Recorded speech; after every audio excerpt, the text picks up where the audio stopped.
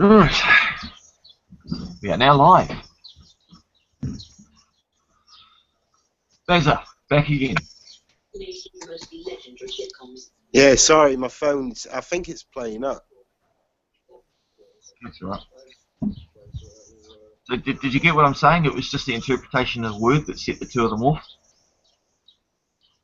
Yeah, I got up to the point where he said that it was a misunderstanding or whatever.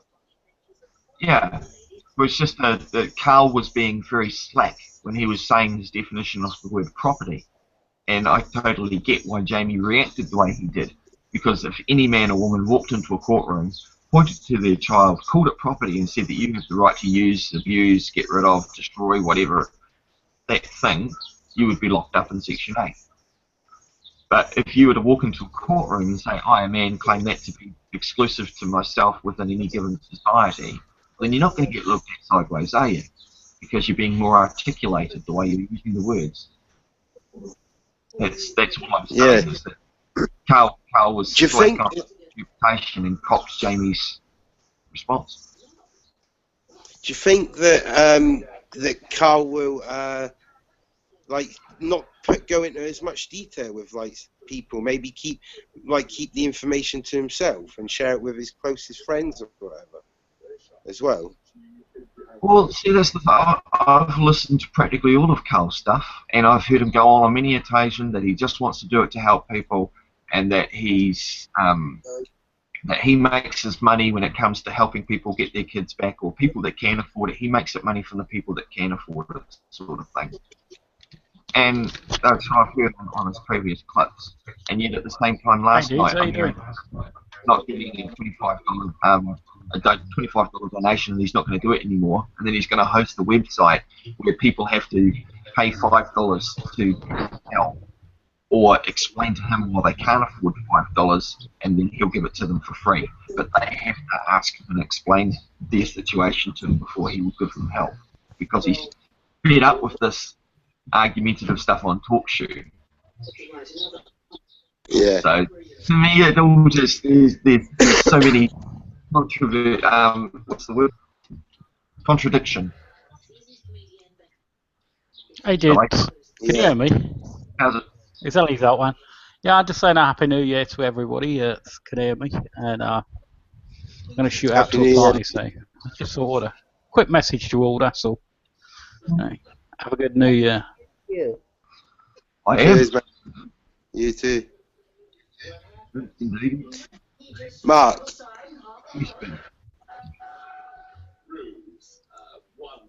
Mark. Yeah. Do you know? Are you friends with Chopper Reed? Chopper Reed. Isn't he like an Australian fucking hard case guy? Yeah, it's an Australian criminal. I thought you'd be mates with him. Well, he's on another fucking country. That's right. S-T-R-I. Can't say I know the guy. I've seen that stand-up comedy actor. Okay. He's the one that's got the ear missing, eh? What's that? He's the one with the ear missing, isn't he? He does that stand-up comedy actor. I'm not sure. I know he does. He's quite a comical man. Yeah, he's done a stand-up comedy for Australian. Yeah, it's a fucking cracker. It's like an hour-long clip. He's just the guy with the ear missing, eh? He used to be a fucking robber. Yeah. Don't rip it, slash it off.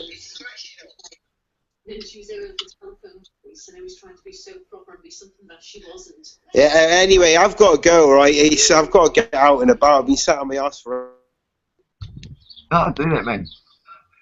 ages. Yeah. Cool. Hey, Matt. See ya. See you, Bez. Hey, Matt. Happy New Year, Matt. Happy New Year, Matt. Not quite. We've got a little bit to go yet. Otherwise, I'm missing the party. I hope not. I've got, what is it, 2 hours and 7 minutes. I'm sort of almost 10 hours into it. So, 11 hours into it. So you've been awake for like 11 hours of it? No, I woke up at 9 o'clock this morning, but I've been away. We're first of the first here already, man. We're well ahead of you. Yeah, I gather that. But have you had a long party? That's what I'm asking. Nah, man. Nah, the wife would get about 10 o'clock as usual. You know, she stays up until fucking can't handle the pain no more, and she goes to bed. And I came up to the lounge and fell asleep on the chair for the night. That's what I do. Okay. I sleep on my chair. I hope you had a good night, anyways. Oh, I will do. And I was doing colloidal silver last night and setting up a computer in the lounge so it can permanently record my security system. So yeah. After some can't break. So have you got it rolling constantly? So it overlaps. How long have you got it running for?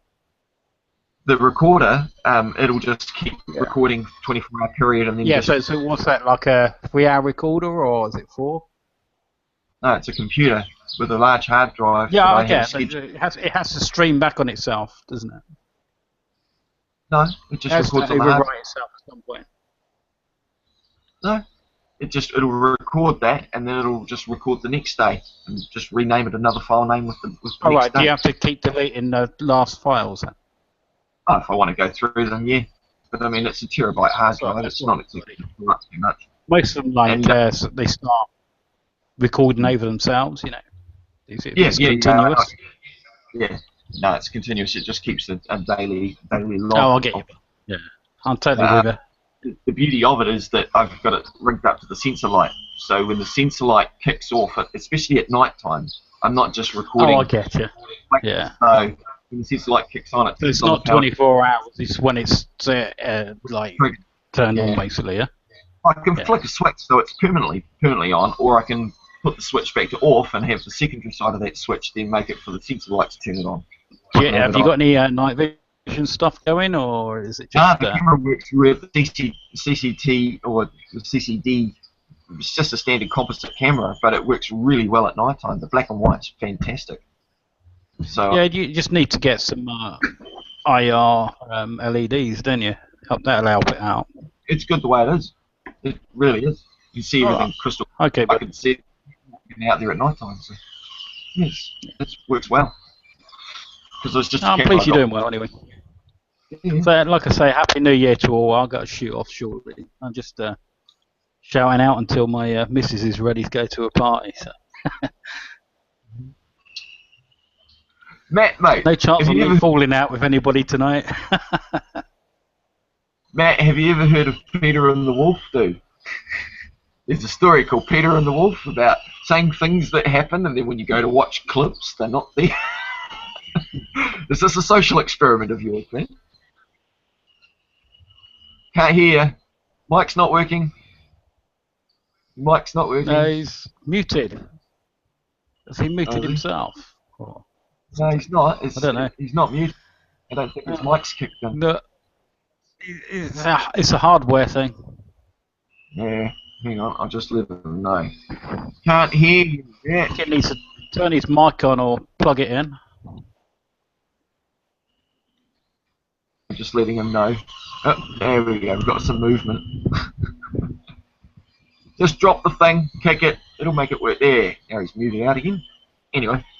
Those videos he's been releasing lately about the swan attacking the angler and stuff. I'm sitting there with all intent, waiting to see it happen. Nothing. Yeah, I was quite intrigued just to know why he was rescuing that swan. Did you see the video he posted? No. Oh, where he's got the swan on the kayak. He's rescuing a swan. I couldn't understand what he was doing, or I'm sure he was trying to help it, but I don't understand what kind of danger the swan was in. And especially, I'm not sure that I'd approach a swan as well. Maybe it was one of the. How did the swan get across the road? Yeah, it could be. Yeah, you could be right there. Yeah. But good on the guy. He's trying to help a swan, so good on him. Yeah.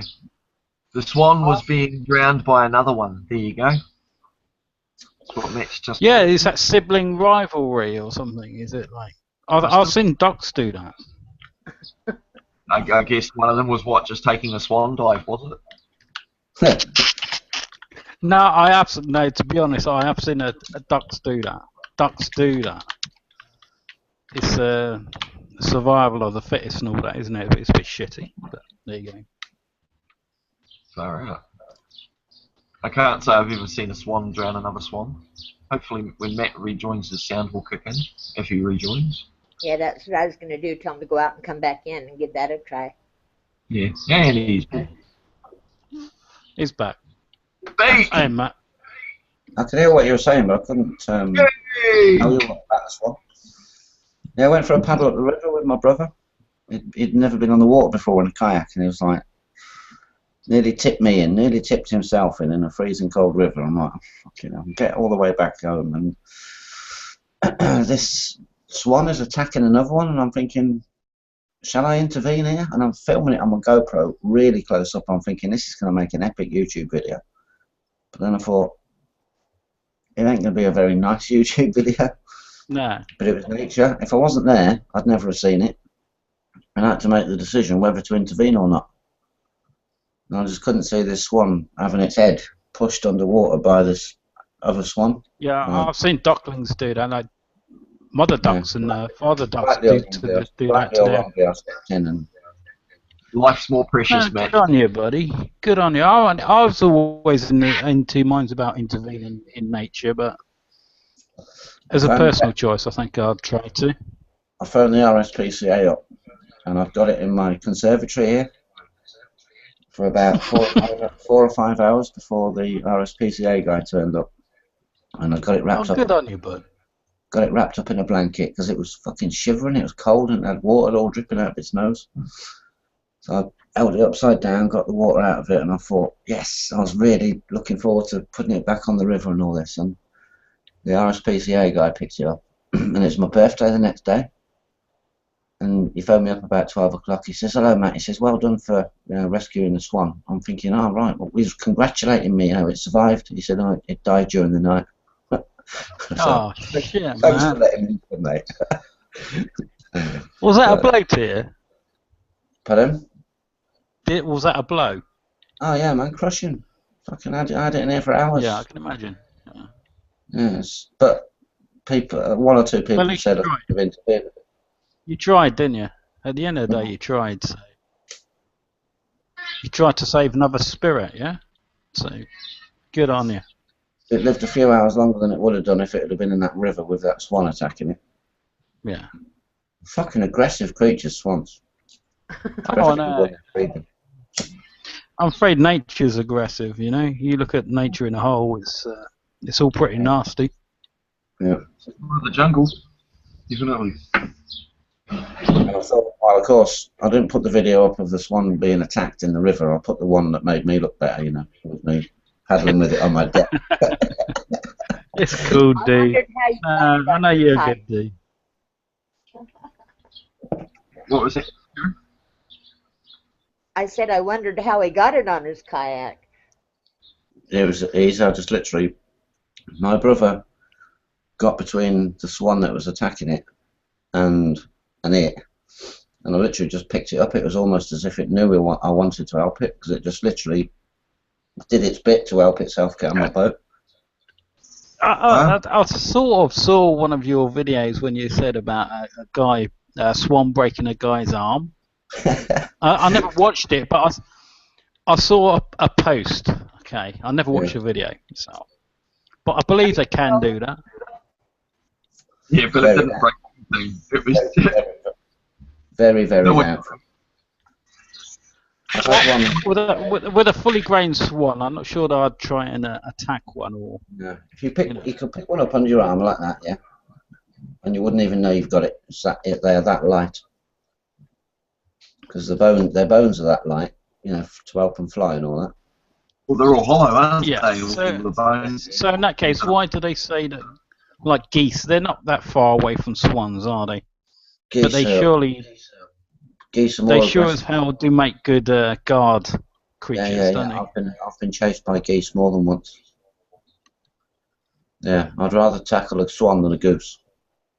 Right. I in the middle of Lake Tekapo in central South Island, New Zealand, I was floating around on a jet boat with my cousin trying to chase mother goose for hours, mate. They are aggressive fucking things. We had a pet goose that ran away from your duckling, trying to get her back. And we spent 3 hours trying to catch her. She keeps ducking under the boat and popping up somewhere else all the time. So I've been told I've got to go, guys. So I'll catch you another time. Party time, apparently. Yeah, man. Okay. You take care of yourselves. Have a good night. Take care. Yeah. Matt, I can just picture you being chased by a goose. Funny picture. Sorry. No. So what are you doing tonight, Matt? Nice quiet one. The usual. Hang out. What about everyone else? Usual to stay. Might go out at 12 o'clock, see if there's any fireworks going off. But other than that, I was watching the TV at midnight when it turned New Year's over here, and bloody RT was showing the Sky Tower in Auckland letting off the fireworks, saying how we'd rung in the new year first. yeah. And then that's going on, and in the capital in Wellington, New Zealand, the Sky Tower is launching, and I'm sitting there going, you fucking tosser. Wellington may be the capital, but the Sky Tower is in Auckland, not in fucking Wellington. He just made himself look like a complete cock on the live TV. Any Kiwi would have been highly offended. I always wonder who pays for these firework displays, whether it's the councils or not. Don't know. Do you agree to, if it is council money, do you agree did you agree for your council tax money to be spunked up the wall or into the sky like this? Nope. I'm pretty sure some of the rates money that we contribute towards on this property fucking. I'm sure they put some spin on it where it came from. Oh, I'm sure. Making Aucklanders feel better about themselves. Public relations. That'll be it. Why have you set CCTV cameras up? What you concerned about anything? No, I used to have a camera years ago outside, but well, I mean, just before Christmas, my car got broken into, my fucking tablet got stolen, the MP4 got stolen, and a locked door out in my shed got fucking jimmied open. They didn't take anything out, but they just jimmied it open, so I'm thinking perhaps they got startled. But yeah, now I've set up the cameras, I've set up the things, I've set up permanent recorder, and it turns out that it wasn't just me, it was 4 or 5 other houses up and down this road that stormy night all got hit. And then I find out from another friend who gets given an occasional phone call whenever something that's somewhat cheap comes on the market, so to speak, and he tells me that he's heard from a friend that he's been boasting about knocking off places up this road. Oh, damn. And then I have another friend he's an Englishman, Dave. He's a big guy, collects scrap metal for a living, so he's quite strong. And him and a few of his excavator mates around here have been getting their petrol and batteries stolen out of their earth-moving equipment. And I've had guts full. So Dave popped round and saw me. So I told Dave what my other mate said. Even told him the registration plate of the particular car that may be involved in the situation. A certain red Ford Telstar that my mate happens to know the guy owns. So now, not just me, there's about a dozen locals that are really fucked off, all looking for this Telstar. That guy's not going to have a very good year. You don't fucking rip off where you live, mate. You don't shit where you eat. Yeah. And Get Winterbottom on the case. Sorry? Get Winterbottom on the case. Oh, I'm not. Why bother? They're not going to be able to make any money out of it, are they? I haven't heard bean from him or his fucking buddy Mike Bush. I haven't heard fuck all from either of them. They've just been run and hide. But I'll tell you what, mate, if I don't get a reminder notice for that ticket in November, or something from the Ministry of Justice, because they sent me those tickets from the ones in September, 3 months back. That's now gone to court. And they sent me the notice of fine and shit, and I just sent back a note saying, who are you? Who do you believe I am? And I gave them notice that I'll charge them $10,000 for wasting my valuable time. and I've not heard back from any of them. So, mate, if it works, it works. If it doesn't, like I say, it's just going to come out at $10 a week, unnoticeable for fucking however long. I don't care. But Yeah. it's worth throwing it against the wall and seeing if it'll stick. Yeah. But it's looking promising so far. I've not had an attachment order or anything being sent to me or notices of this or that. Fingers crossed. Worst case scenario, could they start taking money out of wages and stuff like that? Like I said, I'll just take $10 out of my benefit each week until it's paid. They'll just send me a notice saying that it's now an attachment order. And honestly, that's 2 cans of energy drink for me a week. I'll just go without my energy drink in the weekends. Whoopee-doo. Big deal, you know? That's a monster. Yeah. I know. It's bad. But then you got to die something, eh? I've been there a couple of times already, and it ain't that fucking interesting. So I'll stick with what I got. I knocked myself almost cleanly out the other day. Eh? Fucking check this fucker out here, right on the eyebrow. Fucking gashed myself. What's she done to you? No, it wasn't her this time. No, yeah, she's calmed down a lot. No, just kidding. No, it pays when you're going up a stairwell and pushing open a trapdoor that opens, you know, the trapdoor's flat and it opens sideways. So I go up and I push the trapdoor open, and it pays that when you're doing it not to talk to people below you and forget that you've just lifted a trapdoor, because gravity takes effect of that trapdoor and it drops it smack dang fuck on your fucking head when you forget that you've just pushed the trapdoor open. I was going upstairs to tell my daughter her tea was ready, pushed the trapdoor open, but I hadn't. And then as soon as I pushed it, my son below me fucking talked to me. I went, "What?" Forgot that I had my hand and took my hand down, and the trapdoor just came back down and smashed me and scissored my head on the side of the trapdoor. Oh.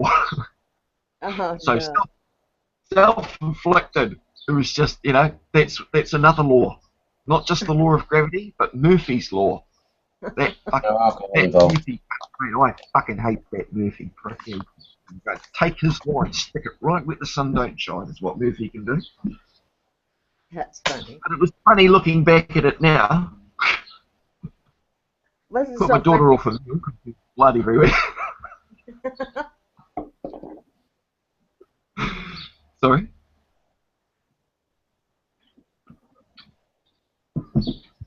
Yeah, them latest few videos I've put on, Mark, they're just trolling videos, just... Yeah, he's trolling. I'm finding them quite humorous, just the titles alone. You know? And you're getting so many thumbs down on them too. You should keep score and see how many negative thumbs you get on the trolling videos. Consider those thumbs up on the good videos. I reckon. That's funny. Yeah. You've heard of that saying, the boy who cried wolf, haven't you? Yeah, that's what I was saying before. Have you heard of Peter and the Wolf? Yeah, Peter and the Wolf is a different story to the boy who cried wolf. Oh, is it? Yeah. Okay. How so? Peter and the Wolf is kind of a musical thing, I think. Yeah, but he's still blowing his horn, making everybody come running and then laughing. Sitting up in the tree laughing while they're all coming to rescue him. Peter and the Wolf. But yeah, I know. It's the same thing, isn't it? Same theory. Boy who cried wolf, you know? Yell out wolf too many times, people won't come when you need them. Yeah, but Peter and the Wolf is definitely is Peter and the Wolf a musical or something like that? Oh, it's a musical. Yeah, I think Andrew Lloyd Webber or some upstart did it like that. Right. It might have been Frank Spencer. I don't know. One of them. What's his name? Michael Crawford. Fucking I love Frank. You can't beat Frank. The construction site. You watch now. Next time I get a video worthy of 1 billion views, when I get beaten up by a copper, nobody will believe me. They'll think it's all set up. They won't. They'll just say, yeah, another trolling. There's them right for sticking those fucking videos up, is what they'll say. Put too many of them up. Wow, there you go. Well, the experiment with them was to see if people would watch them. Yes, they will because of the title. Yeah, It's something I've put up for my tiny little following. that broken Yeah, arm England one got me. And just the comments that people put on, it's just hilarious. They'll just comment. What makes you comment on video? Even when the video is complete bullshit, people comment. It's something that gives you an emotional response. So you've already charged them up with the title. They click on the play button, and then there's that sort of anticlimax at the end going, oh. At the And end then of you your think, experiment, fucking James Bond prick, is what you're thinking. Matt, at the end of your or at the end of your experiment, you ought to do one, The Boy That Cried Wolf, and then have a wolf or something chasing you down the road. Yeah, a bit short on wolves around here, but yeah, I get what you're saying. Get Charlie off of 5. Dress him up with some fangs. Get him to run down the road after you. Oh, Rob's dog. Oh yeah, that'll work. That's the sort of Hound of Baskervilles type thing, isn't it?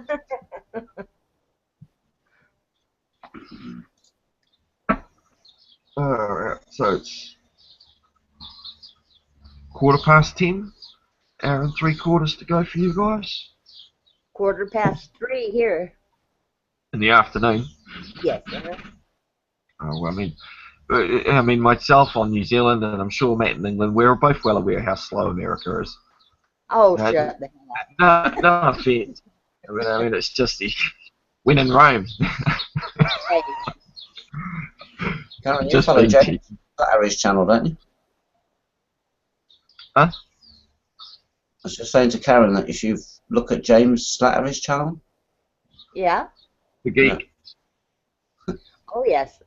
Been following the geek for a while. You too, Matt. Just recently became friends with Mark. See, some have all the luck.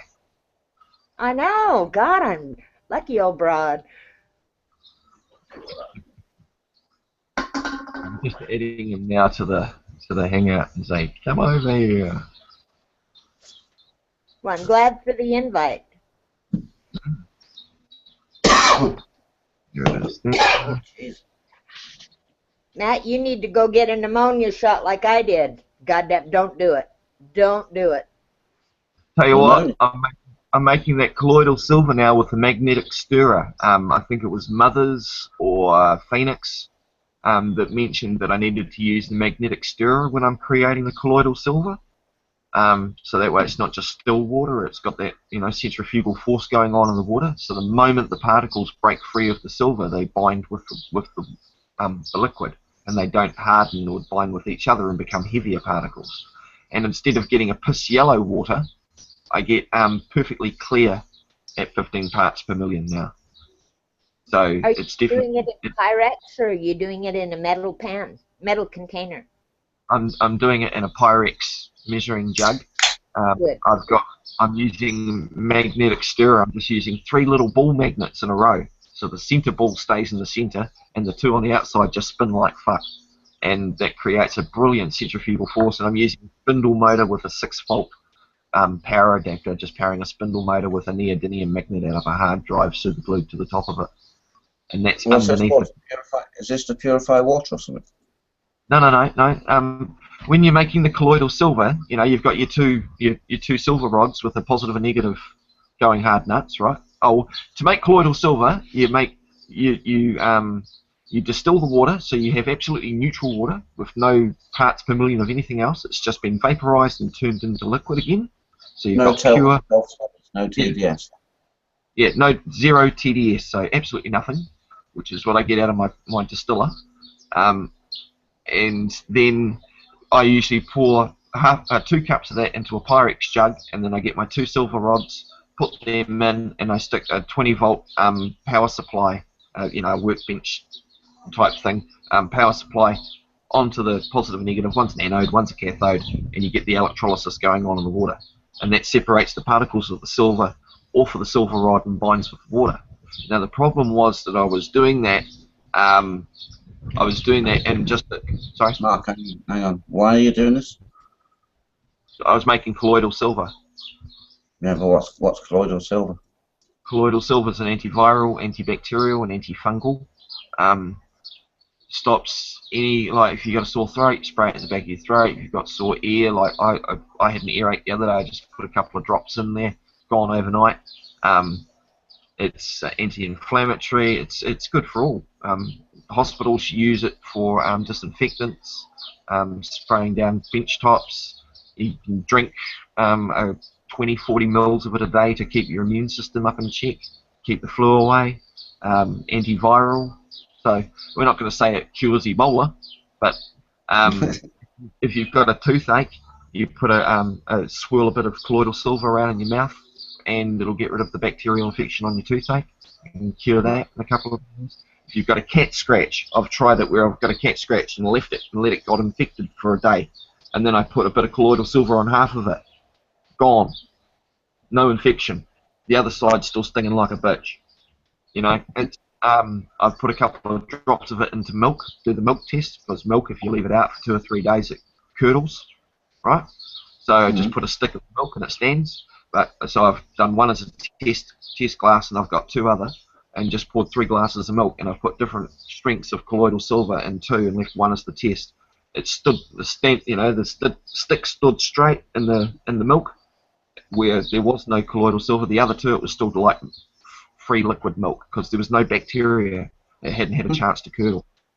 So you know, proof's in the pudding. Seems to be working for me.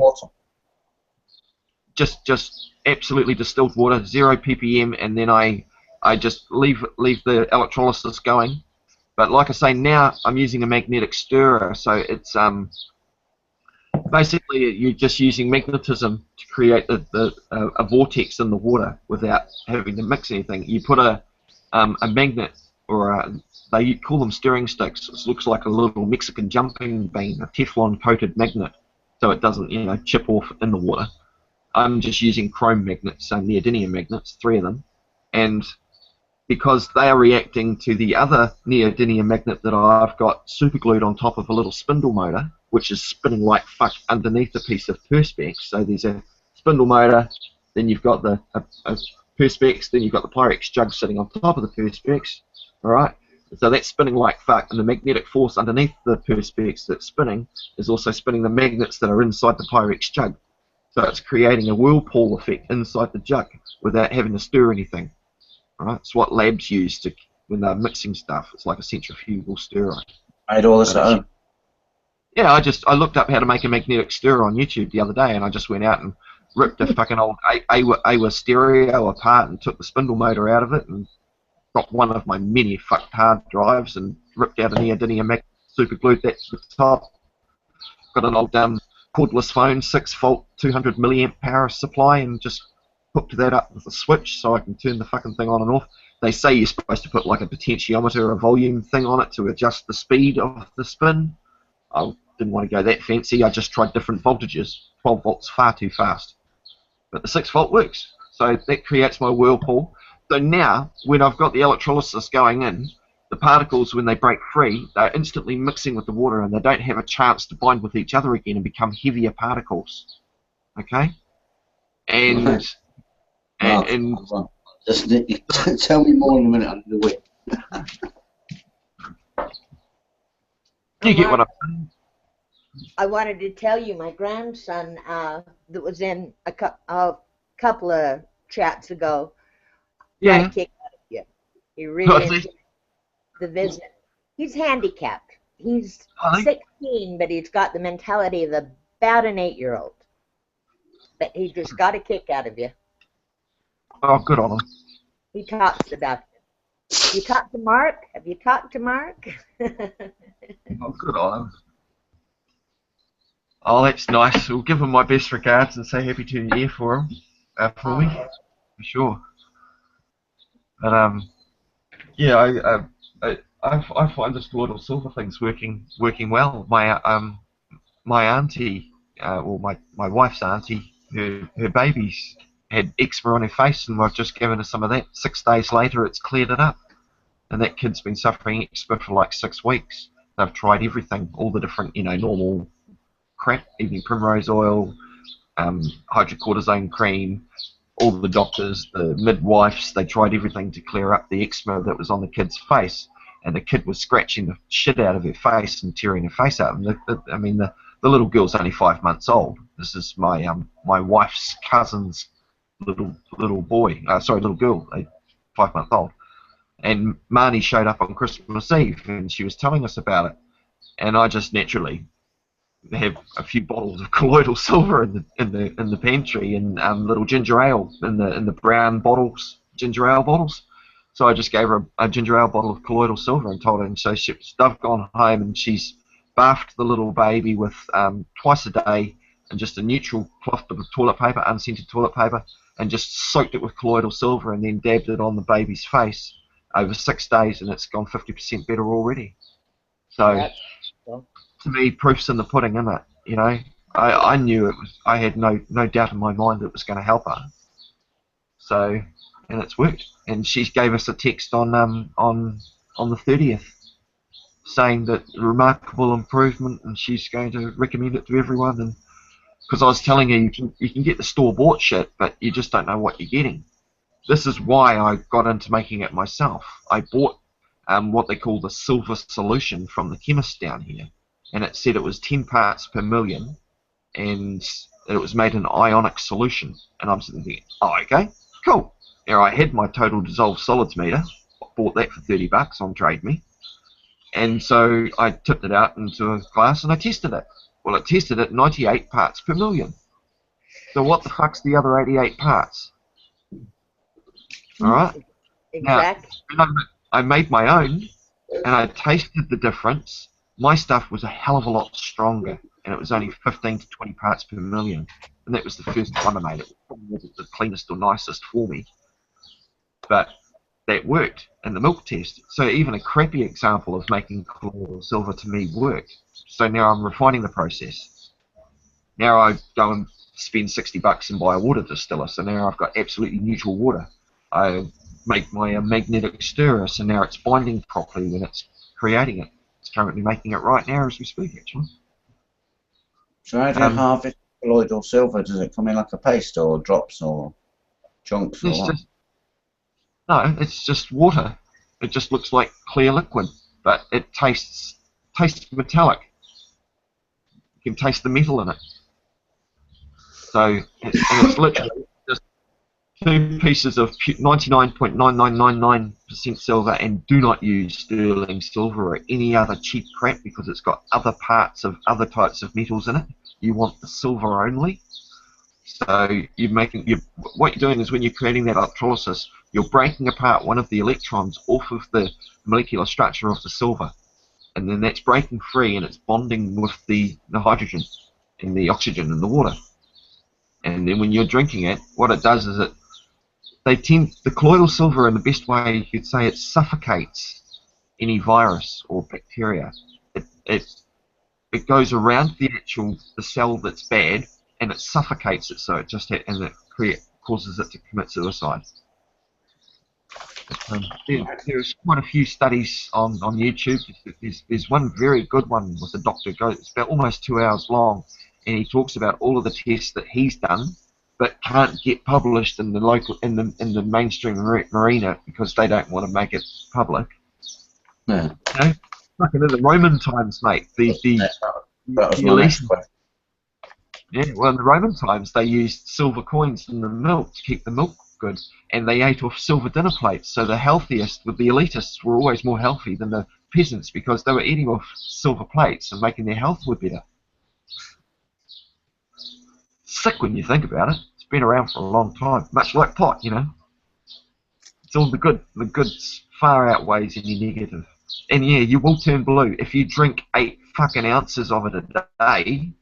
That's 2 full glasses of it a day. You live forever. But, no, you'll turn blue. Literally, your skin will turn blue. Much like oxidization on a battery, you'll turn blue. Okay. Yeah, it does something to the iron in your blood and changes the pigmentation in your skin. But there are some people that want to turn blue and actually do that. Fucking nut jobs. Each to their own.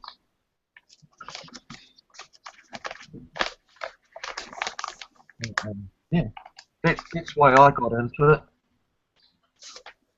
and it's proven itself to me, and so I can't complain. I'll add that to my little list of things that I've learned today to look up. Yep, colloidal silver. I've posted a few how-tos and the different waters, like when we were going to the different hospital visits with Leah, we'd stop in the different departments, and they'd always have the water coolers there. So we'd just get a little Pyrex cup, fill up the water cooler, and take it home and measure it. Some of the hospitals, mate, 300 parts per million in those water. Yeah. Chemist, we used to go in and take a chemist in your pills, 300 parts per million of something in that water. Doesn't taste too nice. Mark, do you know that Stanford experiment that that Five Dinners talks about sometimes, where they're in a closed room and someone's in another room, they have to inflict pain on somebody, yeah? Yeah, up the voltage, yeah. That's it. I was reading about and watching another one today called the marshmallow experiment, or I think they called it prolonged something or other, where they would offer a kid, it's alright, if you eat that, right, you've got two options now. You can either have one marshmallow now, yeah, or if you wait just 15 minutes, we'll go out the room and we'll come back in again. If you don't eat that one, you can have two. And they did it with hundreds and hundreds of kids at about 4 or 5 years old. Yeah. Some of them straight in for the marshmallow, yeah. Couldn't wait a moment. Couldn't wait. But some of them, or a lot of them, they stuck the 15 minutes out, just looking at it like that. A couple of them were taking a piss and like going, nice. And then they followed the original study from the 60s or whenever it was. They followed the kids that did avoided the temptation within themselves, yeah, and they went on to be more academically achieved than the ones that just went straight in. That's really. It's an awful blazing. You're better off to sit back and wait. I tried it tonight myself with my cold refreshings. I thought, well, if I don't have them tonight, I can have twice as much tomorrow night. Didn't work, did it? I lasted like 2 minutes.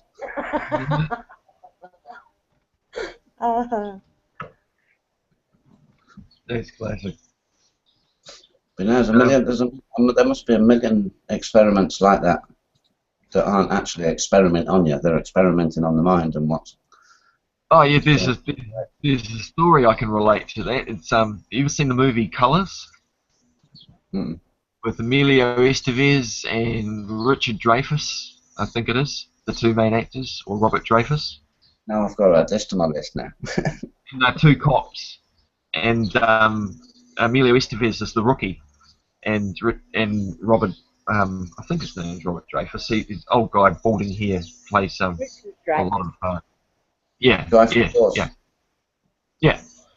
And he's the senior cop, and they're talking, and he's telling him about a story of the bulls and the cows in the paddock, because Emilio wanted to go down there and bust that one that was dealing the street corner dealer, and he was going, no, you don't want to rush down there and just go. You just want to, obviously you want to have a pissing contest and set your ground and show them who's boss. But you don't want to go rushing on down there. And he gave the story of two bulls looking down at a paddock full of cows, and the father bull saying to the son bull, he says, now the son bull said, Dad, I'm going to run down there and fuck one of those cows, and the father bull says, no, son, no. He says, just wait a while, sit back, look at them all, figure out which are the best that you want, and then let's just walk down there and fuck them all.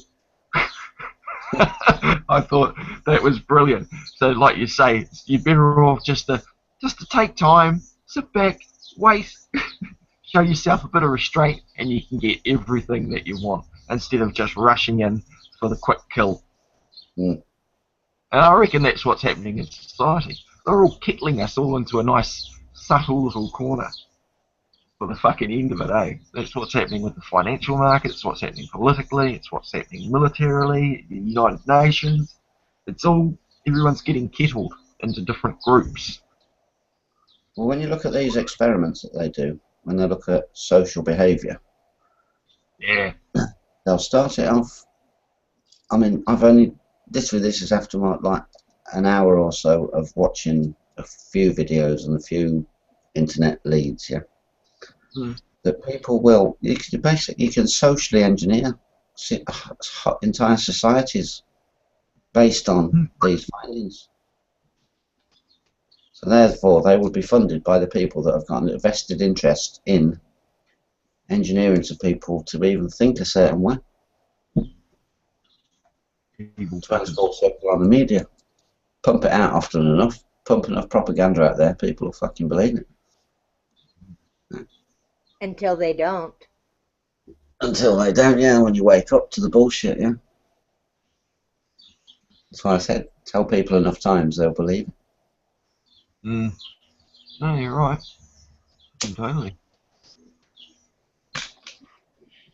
Anybody heard from Mr. Meehan tonight? Not yet. Give him a ding dong and see what he has to say.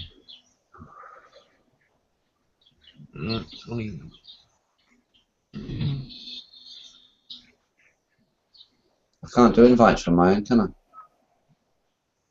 I? Yeah, the easy way to do it is just to can you see your browser's address line up the top? Yeah. Alright, so if you copy that address line off the Hangout that you're in, then that's just like sending a link to a direct join the Hangout type thing, right? So you copy that, and then you just go into your Google and you look up the individual that you want to find, and then have an individual Hangout with them and post it to them. That way you can individually invite them. See what I mean? Hang on, say that again. I've copied the link, yeah? Right, so then open up a new tab, and then once you've opened up the new tab, go to like Google Plus, and in the search bar, search for the person you want to invite, be it with a username or email address or whatever. It'll find them, and then click on the little, the upside down exclamation mark, the little Hangout sign under there with how many people are following them and shit, and then just open up a little individual Hangout to them only, and then post the link. And that way they'll get a direct message from you within the link, and they want to join, they'll join. Do you get what I mean? I got partway through it and just collapsed. So once you've got that new tab open, up in the new tab, just in the address bar, type Google or plus.google.com, and that should take you to your Google. And then in the search bar, just search for whoever it is you want to add. Alright, that's what I've just done. I've opened up a new tab, I've gone into Google Plus, I've just found Tony Internet, and now I'm just clicking on on the Hangout thing, opening a Hangout for him, and then post him the link.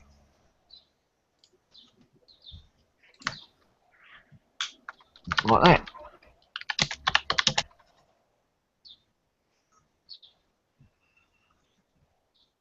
Like anybody can invite someone. It's just that sometimes, like if you're on a tablet or depending on the browser that you're on, you can't see the address line, so you can't see the link to copy and paste. That's the general issue. But that's a way to get around inviting somebody without having to be the one that's hosting it. Loopholes everywhere, man. Alright, well most of your friends are in my thing anyway, aren't they? Yeah. Not coming on unless they know I'm in here, no bother. I wonder what Tony B's up to. Tony B.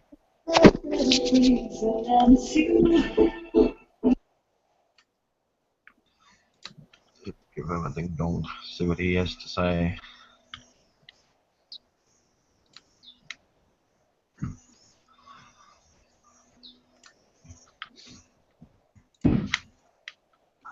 What are you going to do tonight, Karen? I don't know yet. Probably nothing. Are you going to see your bowl and kick back and be comfortable. That's the one. Chillaxing. Keeps me out of trouble that way, Mark. Yeah. You can only be in trouble with yourself, though, eh?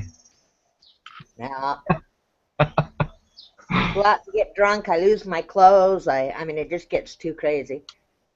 It does sound messy. Is this when you're out and about or at home? Oh no, when I go get drunk, when I'm out and about, that's the scary part. I hope you get them back. I hope we get a video of it. No, my video, I tell you, Matt, it makes me look upside down when I try to go on video. So Yeah, she's just turned the camera upside down. So that might work. that's what Hey, everybody's telling me. Put my laptop upside down. Yeah. Get a It shot might of my work. belly button, just what you want.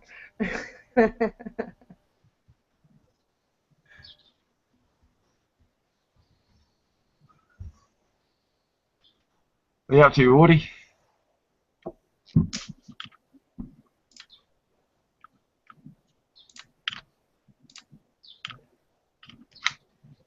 Ooh. Be right back. I've got to go roll me a cigarette. Aye, aye. Who's that? That's Wardy. He looks pissed.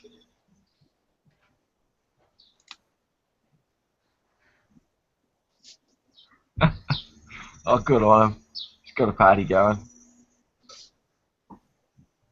He should unmute himself. You got a half-naked man in there. What kind of parties you got going on? One would wonder. Wardy, mate, unmute it. We want to listen.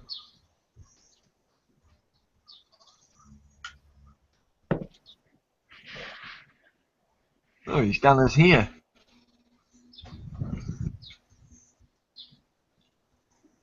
I'm just going to go for a 5-minute pit stop. I'll be back in a second. See you in a minute. Okey-dokey. Oh, just getting asked a question here. What's going on? Go paste. And there we go. Back in a moment.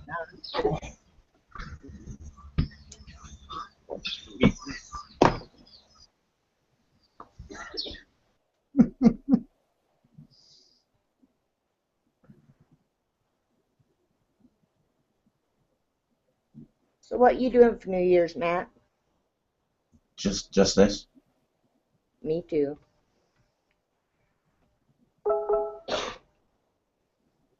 I watched James change to spare wheel earlier. No, I did too. Did you hear him sing to us all? Yeah. What a clown. Gotta love him, though. Thing you've got going on.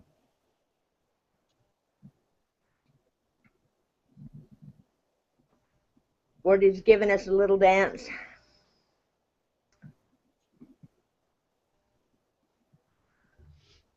Hey, James. Hey fellas, how you doing? Hey. Yeah, Jack. Yeah, I'm not gonna be on here long. I have to cook some food, and then I got to make sure I go put some antifreeze in the car so that the radiator doesn't freeze up overnight. Because apparently we're gonna get some good. Well, it's gonna be below freezing or something tonight. You should be warm over there in America. If it's freezing cold in England, you should be nice and warm. It's the other side of the world, isn't it? It's 29. Yeah. We were 30 below. Well, the other way around. Where are you in the States? I'm in Utah. Utah. Okay. I'm in North Carolina. Looks like somebody's having a good time there, dancing around. Was that Mark? It's Wardy. Oh, it's Wardy. Uh-huh. Where are they? Who, Wardy? Hmm. Someone in UK, I think. Mark Ward. Don't know. Is it Mark Ward? Don't know. This Yeah. guy in the grey pants looks like he's going to be taking him off any minute. Soon be New Year over there, right, Matt? Or is that just wishful thinking on my behalf? Another few hours. What is it? Coming up for 11 o'clock, so an hour and 15 minutes. Yeah.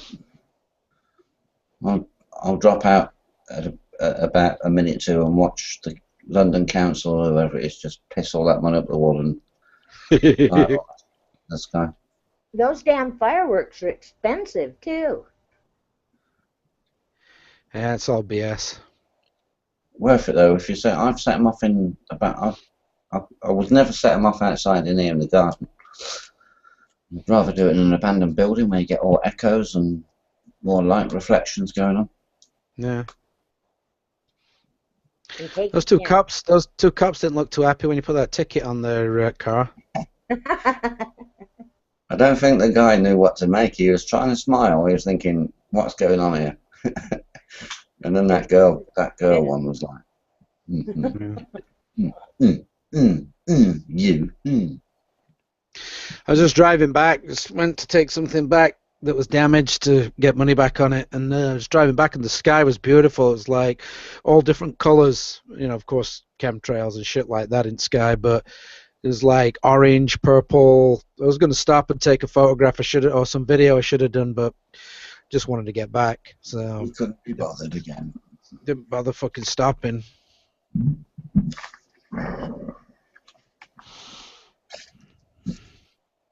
There'll be other times.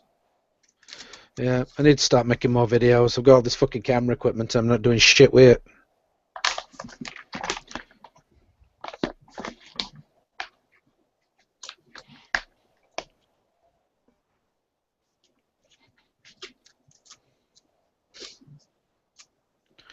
I've got all the camera. I've got all the camera equipment. I don't know how to do shit with it. Well, that too as well. You weren't That meant to too. agree with me there, James. No, you put out some pretty good, some pretty good videos. Now, this is more like it.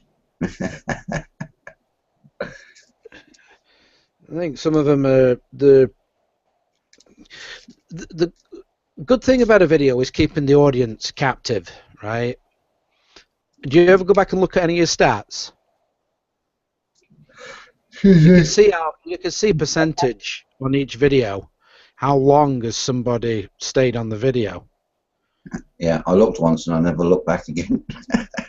Yeah, you should actually, because right. obviously the ones go and have a look at the ones that you've got a lot of views on, right? And you know, if you can keep somebody, you know, if you keep people, the majority of those people, let's say over 50% captivated, then obviously that's your stick, isn't it? That's, you know, if people are watching these videos all the way through, you're keeping the audience captive, then that's obviously something that you're good at. Yeah, I'll have a look at the stats on the latest trolling videos that I've put up. Trolling videos. Oh, have you done some more videos? I've been out. Which videos are you talking about? Broken arm. Oh, wait a minute. Corned beef hash. Alla Williams. Innocent photographer arrested, caged and beaten. What's that? What the hell was all that about? Trolling. Petrol station explosions and inferno. Mildly abused was funny. And I like the fishing video prior to this fishing video that you've got up now. I thought that was better than this, but anyway, who am I? I liked his exploring video of that big old house that had just tumbled all down and green was everywhere, and it was stunning, beautiful. Mm. Did you watch the rain video, Matt? Yeah. That I did. Yeah, sometimes when weather over here is far different to. Now, why didn't you think about this one and make it? If you titled it the way you did, people are expecting to see the rain dance. I wanted to see the rain dance. Oh, you did? Yeah, you should have been out there in your pants, your underpants, or naked, Pants.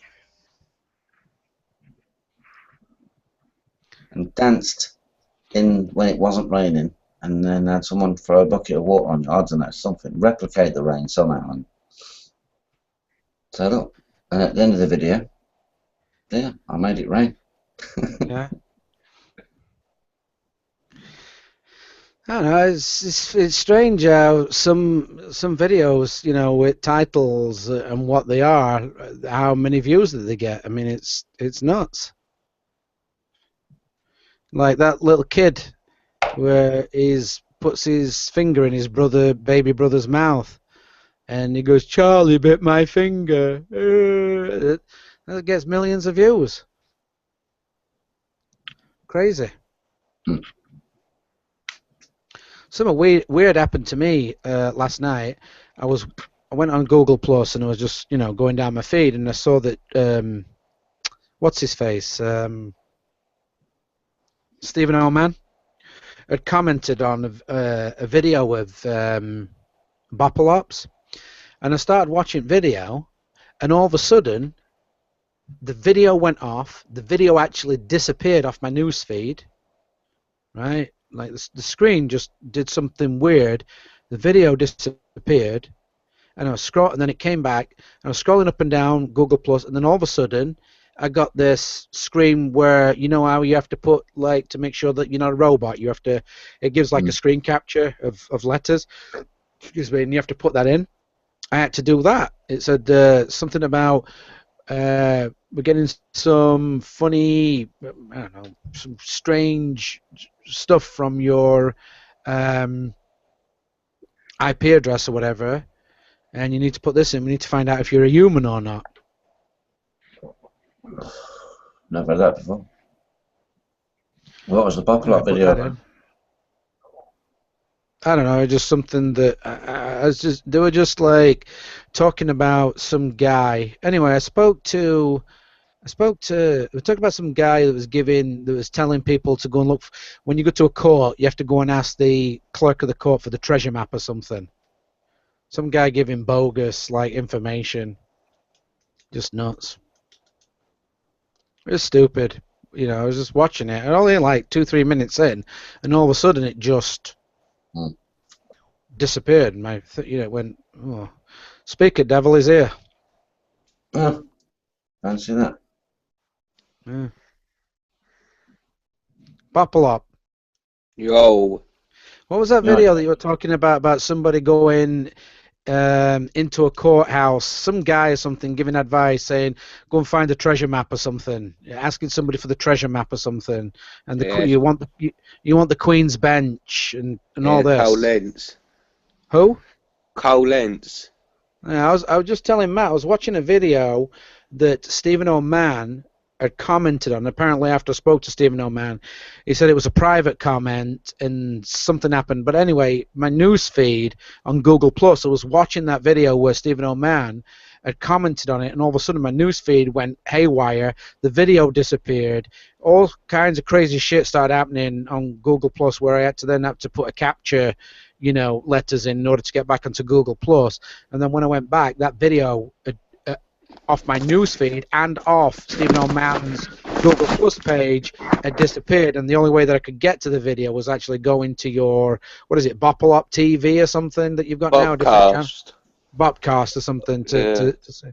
But you were talking about this guy giving information about when you go into court, you've got to ask for the Queen's Bench and ask for the treasure map and all this stuff. Yeah, that was to do with when I first spoke to him. It was like when I don't know if you've seen me interview. If you go down on my Bopalop channel, the first thing is my cannabis, like the trail I've got coming up for the cannabis thing. But then I'd never heard of Cole Lentz prior to that. I uploaded my interview, and then it was like, if you look on the comments, people were saying, "Oh, you need to go to Queen's Bench to get your property back and all that." So I thought, right, what's all this Queen's Bench like then? And then oh, so you didn't actually talk to this guy that's giving this information? No. I did speak to him after. I spoke but this is how I come to know of Cole Lentz. Do you know what I mean? Like, I'd never heard of him until has he asked you for any money or anything like that? No, but have you seen that? I'll share it in the chat. I'll just read it out to you. I don't know if this is the Carl Lynch here, but do you know what? If I do it, it's going to cut me off of here. It says something. Oh look, wait. Yeah, I'm going to share it now. Yeah, boom. You know what was really weird, Jamie? We were discussing, or James was discussing this, and you just popped up. I felt my ears burning. Look, he says, No, it was weird, that, wasn't it? I was just talking about it, and then all of a sudden he just appears on channel like, talking devil and sure if it's to appear like. Have a look at that. Can you see that comment in the chat box there? Like I say, I don't know if that's the real Carl Lentz saying that, but In which chat box? oh look, fuck it, I've sent it in the wrong chat box. Yeah.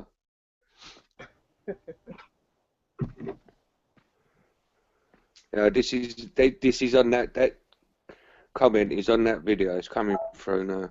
Oh, boom. You should get it now. How's your case looking for? Is it January you're up? Yeah, January the 19th is scheduled for, but like, I think there's going to be a one of the couples. She wants to go on. She's got another. It's the couple who's interviewing me. She's got an holiday booked, and she's saying like, well, she's basically saying her holiday is more important than this court case, right? So, in essence, she's saying like her holiday comes before my liberty. Well, what's more important, justice or? Yeah, exactly. Right, but so there's a bit of like a thing going on. But I'm saying to them, well, if she ain't going to be here for me to cross-examine, then that interview is inadmissible. You know what I mean? You can't use that interview. How can you use that interview if she's not there in the courtroom at the trial to be cross-examined? She's a witness. I was at a case the other day, Jamie, with TV licensing, and one of the not a prosecutor, one of the goons that was supposed to give evidence, supposedly his mother was taken and being terminally ill. I'm going to go get some food. I'll be back later. All right, see you in a bit, James. Bye. If someone's genuinely terminally ill, you got to think to yourself, well, yeah, okay. Even if they are on the prosecution side, yeah, there's got to be a bit of leeway somewhere along the line. And they've delayed the case or adjourned it. But it's like, is this true? Can you challenge the fact that that is an actual, somebody, all they did, the goon, sent a text message into his boss stating the fact that, oh yeah, my mum's terminally ill. Oh, let's see the fucking proof then. What? Who was it? Somebody I'm in touch with is in court, a magistrate's court, over a TV licensing issue, a search warrant. And the case was adjourned because everybody else turned up, including the defendant, victim, and the one person that was supposedly crucial to the case texted in by phone to their boss at 9 o'clock in the morning or whatever that their mum was taken ill and has become terminally ill, so they can't get to the court. That don't sound right. Where's the cut-off point now? Terminally ill, somebody's mum's taken ill in hospital, you can't get to the court, it's delayed for 2 months. Where's the cut-off point where you say, well, alright, a holiday in the fucking Bahamas, yeah? Or somebody's terminally ill mother? I'll go with the terminally ill mother first, over the, I want to go on holiday. To be honest, yeah, let me just get that straight before, one of the litigants in that case to do with the TV license, who was a litigant for the TV license company, yeah, they didn't turn up to court and they just sent a text in that day saying they weren't coming. Yeah. Is that what you're saying? Yeah, exactly. That sounds fucking dodgy, man. But then saying that, yeah, like that's civil. You got civil procedure rules, but it's still that don't sound right. But you don't know if it's. But the magistrates have gone with it to say, well, okay, there's a terminal illness involved here, or a potential terminal illness, you know. Just another reason to delay the trial. There's other things going on in it, and I'm not daft, guys. I've seen other issues brought up in the court that day, and I'm thinking, They also can't produce evidence of 2 supposed goon visits previously that are meant to be tied into the case. Now this person's mum's turned ill. Convenient, you know, if you've got a cynical mind. But they've got, as you know, Jamie, they've got a procedure to stick to. But where does the procedure stop? Over somebody's holiday. That's what you're saying, isn't it? Well, you see, this is what I mean. Like in my case, it's criminal rule. It's different rules, and it's criminal rules. Like, but what if you said, well, fuck me, I booked holiday 3 years ago to go on that. Yeah, well, yeah, you know, I know what you're saying, man. Like, we're all supposed to be presumed innocent and all that as well. Like, but that's what I mean. After, to be honest, like, going on holiday, yeah, because Teacup, like, he's been Mackenzie, and he's like saying, well, like, you know what I mean, if worst comes to worst, do it via video link, and that's like what the courts have said as well. And I wouldn't even mind that, do you know what I mean? So, but I think if she's even going to dispute that, like, you know, that's just taking the piss, isn't it? You know what I mean? It's taking the piss anyway. I'm on my trial, like, you know what I mean? She's the bird who's arrested, babe. You know what I mean? So, well, yeah, like, you're on, you know what I mean? Here we are, like, you know what I mean, discussing our liberty. Not her that's prosecuting you, is it? No, it's the Crown, isn't it? Yeah, it's the Crown prosecuting, yeah. Right. So she's a witness. She's a witness, isn't she? Like. Right. So they're going to delay it because she's away, yeah? No. You ain't decided yet what they're going to do. That's what the argument's about at the minute. I've got to go back there. I've got to go and drop them a document in there, like, as soon as they've got to have it by the 5th, and then I'll just wait for him to get back to me with And this is all of course, this has all been done so you can get a fair trial, yeah. Yeah. And not so she can just have a holiday and come back and. Well, this is what it is. Like, she. I think if you look at it in terms like this, the day I've gone to court with Teacup, like, it's all like bat and ball. Do you know what I mean? It's like proper bat and ball. Like, Teacup was saying to me, right, you've got to object to that, stand up, object, like, and then I'd object, and you know what I mean. And it was like that's how it felt. It was like as if that judge weren't doing anything. He was just like a mediator. He was just like mediating a row. Do you know what I mean? Like, and it was this prosecutor. She's having a go at me. But then the prosecutor even said, like, she even said, like, during it, when I asked to take the tag off and that, he like looked at the prosecutor, and I was waiting for her to object to it, and she just went, look, this is, I'm well out of my depth on this one, like, you know what I mean? I thought, fucking hell, like, and he said, right then, he said, on that, you know what I mean, you can go back to unconditional bail. No, it was magistrate. No, that was Crown Court. All right. And Crown Court are out of their depth dealing with you. No, not the Crown Court, the prosecutor who was there. The prosecutor who was in the court that day. It was only a pre-trial hearing. It's not the trial, is it? So, like, they'll have, like, on duty, you know what I mean, barristers there, and they'll just get a briefing of what the case is, you know what I mean, and can come in like that. It's really badly again. Sorry.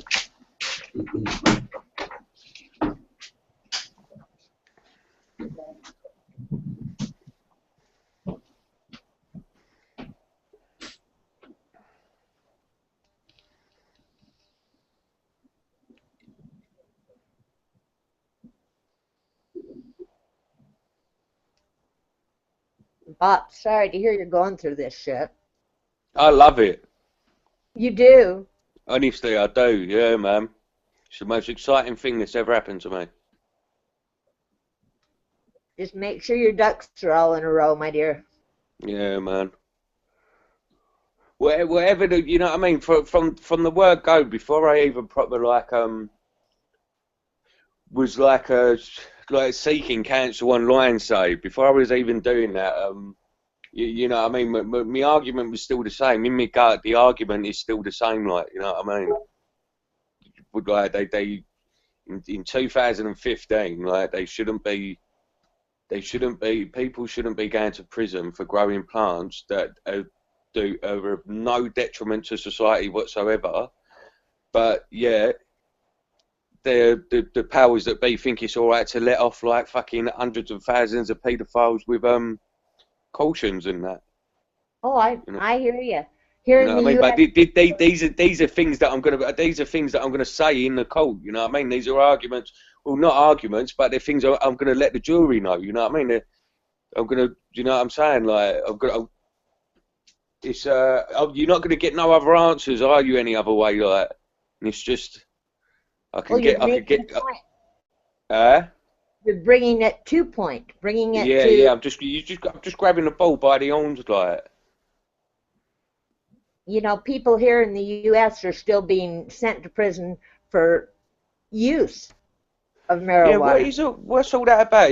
Is that just because they ain't got the medical cards then, or? Well, it's not legal in all the states. It's only legal in 26 states. But our prison system is full of non-violent offenders, marijuana use, marijuana sales, marijuana cultivation. There's no injured party. You see, I tell you the thing that's really proper bad about that is that why are they still in prison, like putting people in prison for it when there is a legitimate market in the country for it? Like in Britain, there ain't even no legitimate market for it. You know, it's just all black market. If you want to get some weed, you're going to be getting it. You know what I mean? Off a street dealer. You're not going to be going to any like establishment and buying it. It's always, you know what I mean, or growing it yourself, you know what I mean. But well, look at like, Colorado. there's not even and Colorado, the state of Colorado, has legalized it, and the revenue that they have received controlling the sale of it is unbelievable. People can go down and get a license to grow it and sell it to their friends and family in a certain quantity that they're entitled to possess. And the revenue is unbelievable. The school has benefited by it. The street commissions have benefited by it. Almost every aspect of the government has benefited by it. Why can't it be across the board legal in all of the states? Instead of just the 26 of them. I don't understand. And the people that are already incarcerated for it. See, that's the biggest problem, I think. They're going to have to let an awful lot of non-violent people back out on the street. Hey, Bob. He's back. What's happening? Oh, just testing my colloidal silver. See what we get. Getting 21 parts per million. 20. I'll just hold that just to show you. And the goal is how many parts per million? Oh, anything higher than 10 is good. 20's even better. But there you go. Mark, your next challenge is to make gold and perform alchemy in front of us. Well, that's just mercury with electrolysis. I've seen that. They turn one of the things close to gold with a bit of electrolysis or something. I can look into that. Thanks, Five. Thanks, Matt. Appreciate that. It's working, man. It's sweet. I got 20 parts per million, and now all I'm going to do is turn off the voltage and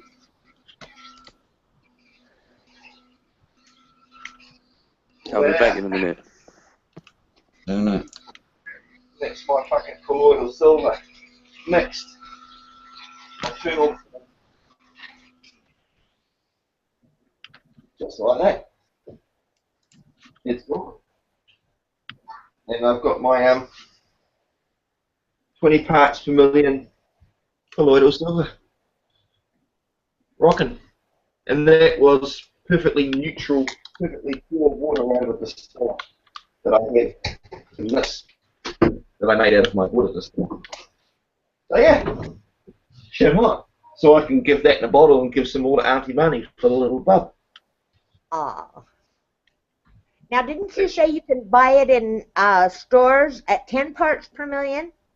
Yeah, I'll get the bottle so I can show you. Hang on.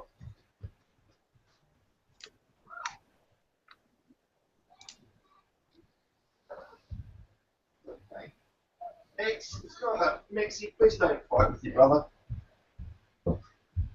Right, yeah, there it is. It's called the Silver Solution. All right. And you're just that? And it says on the bottom here 110 mils or 3.71 fluid ounces. It says it's a dietary supplement. Quality colloidal silver, it says. It's called the Silver Solution.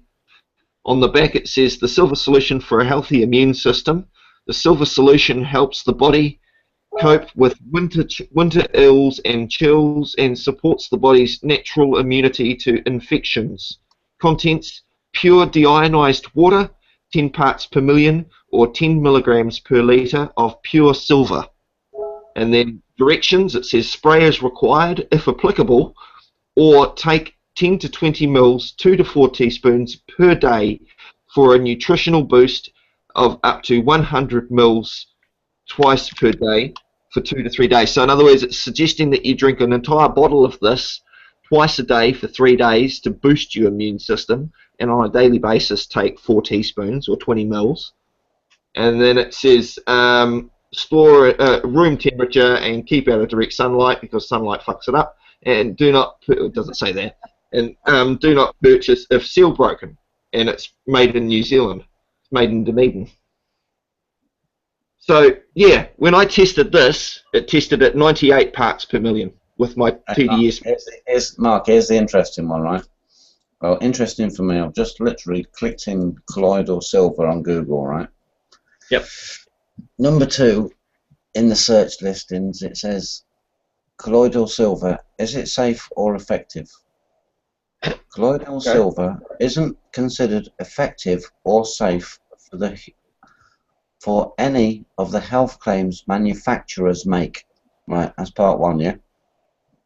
And I bought that at a chemist. Hang on, Mark, hold on. On the right-hand side, unrelated, on the right-hand side, unrelated to the links, are people selling it between £6 a bottle and £19 a bottle. Yeah, just.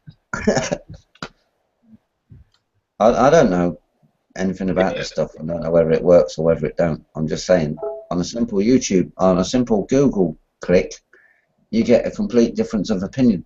Yep. Mad, isn't it? That's the internet. What do you believe? Absolutely mad. So, as you don't know what to believe, all I can do is try. Yeah, but you did your control with an experiment. This is what I learned from school. Again, I'm going back.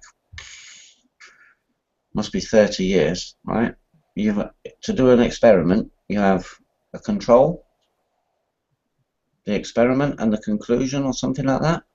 Sure. And your control, was when you had the cat scratch. Yep. And you did half of it, and half of it was fixed. Yep. That undermines what the Google search thing says. Yeah, exactly. And my 3 cups of milk and putting colloidal silver of different parts per million. One cup I had, I think it was 15 parts per million. The other cup I think I had just over 20 parts per million. I just wanted to see if there's any difference. So it was just experimenting. So 3 cups of milk. The middle one I put nothing in, and like you say, that was my my test bench or my benchmark. The stick stood after 3 days. It was fucking yogurt, pouring it out in the sink. I mean, I filmed it all. It's all recorded. It's all uploaded, so people can look at it and see what happens. But when you pour the other milk with the colloidal silver, it just flows like normal milk after 3 days. Yeah. It doesn't feel bad. I didn't try drinking it because I wasn't that game. I'm not really big on milk anyway.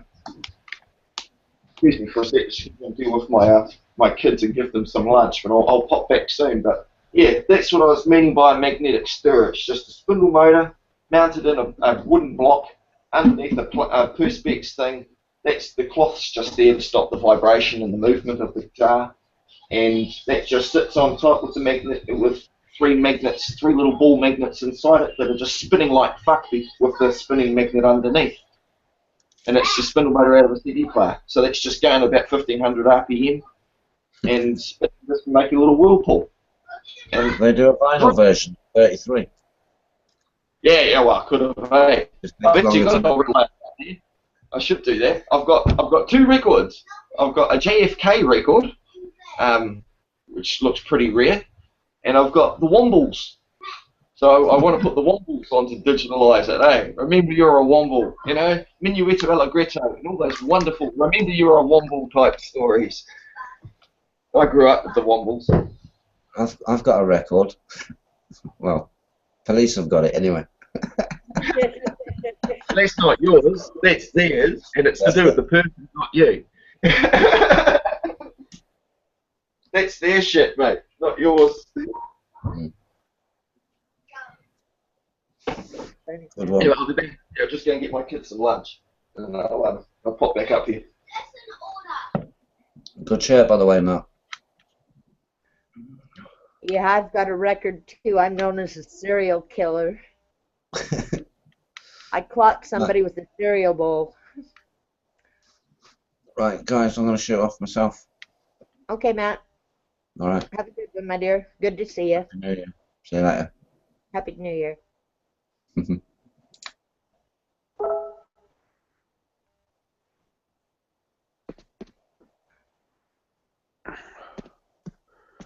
Hey, Bob. How's it going? All right. Is it what time's it over there then? It is about 4:15 in the afternoon. What? Are you in the future? Am I in the future? Yeah. No, Are you in 2015 yet? Not yet. I've got a few hours to wait. About 5 3/4 hours, and it'll be New Year's, or 6 3/4 actually. So is this why you've come on the hangout tonight? Because you want to know what 2015's like? Yeah, I have to get a feel for it. Yeah. You know. Got any plans tonight? Nah, none. Me I'm either. skinny at the minute. I ain't got, you know, I'm back at my mum and dad's house at the minute. Well, I'm in my own house, but I'm staying home and staying out of trouble. Oh, do you know what? Yeah, I was thinking earlier. This is the first time, like, but then I thought, I don't know anyone who actually is going out. Like, I don't know anybody. Normally, you get invites to things and all that, don't you? Or you see, I don't know if you're on Facebook or anything, but like, you know what I mean. You'll get groups of people all going to a certain event or something. And or a party at someone's house, yeah. Yeah, like this year, I don't know if everyone's just thinking, oh no, like fuck having him at our party, but or just no one's doing anything. But like, I think a lot of people just. Well, I don't know. Like, look at known Baldy. Look, they're out their heads. Look at them having it. Look, they're having a little party. Looks like they are. Haven't turned their mic on yet, but yeah, they're just rocking over there, aren't they? See, that's what I mean. Like, this is what I'm saying. This is what I'm talking about. That sense of 2015 you can get. Why do we need to go to a party when we can just stay in the comfort of our own home, watch these two party? You know what I mean? And well, and enjoy each other's company. I mean, yeah. Had a couple invites, but when I go out and I party, I get in trouble. So I decided maybe I better stay home today. It's always ag as well, isn't it, though, going out on New Year's Eve? What part of America are you from? I'm in a town called Sandy, Utah. Is it like, what is it? Like, is it a quiet place or is it a built-up city place? No, it's quiet. I mean, it's 13 miles into the city where it's crazy, but I think the police are out in full force just trying to nail somebody, trying to catch revenue. See, now that's weird. Like, you've just said that. When you say you're 13 miles from the city, like, does that mean to what's the city like there? Is that city what you're talking about? Would you say it's the same as? No, it will be. What I'm saying is, where I am now. I'm 13 miles away from London. Do you know what I'm saying? But well, I'm it's still, our state capital, the major city in Utah, and it's where a lot of the parties go on. But I mean, you can be this far out and this far away from the city, and go out on the street, and you'll see the popo all over the place. The police will be everywhere, just waiting to catch somebody doing something. What is going on with the police where yous are?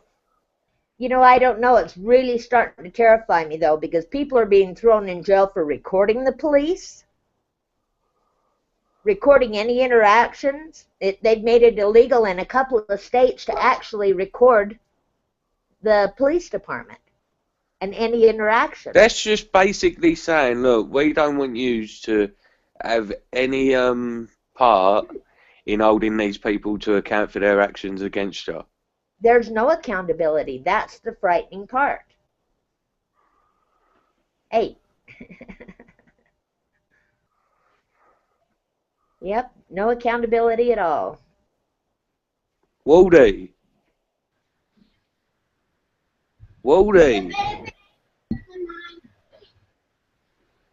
Look. Mark, unmute Waldy. Unmute Waldy for a minute. If you can, you unmute him. Let's see what they're listening to. I can. Don't think it says it's muted, but I can't. It won't let me. Not through the server. I can present him to everybody, so he can see himself. That might get his attention. Yeah, go on, do that, man.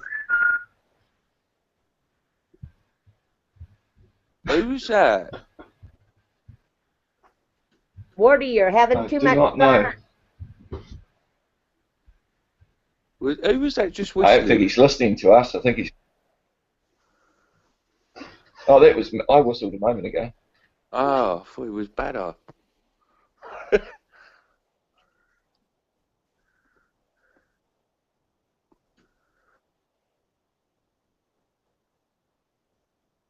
We're making him uncomfortable.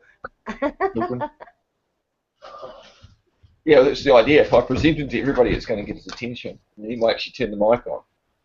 What are you doing? Saying hi. Oh.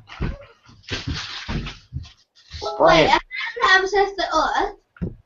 What? Have they never saved the world? Yes, they're on the other side of the planet. How are they that? Because it's almost midnight over there. They're about to go Happy New Year.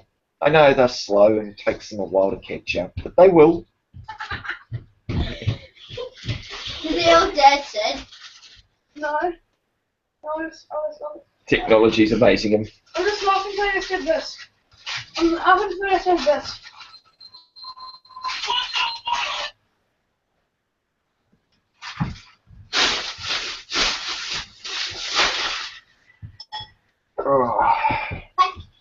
Oh well. So wait, what's happened to Teacup? I haven't seen him in a couple of days. Bob, where's he? Was he doing family shit?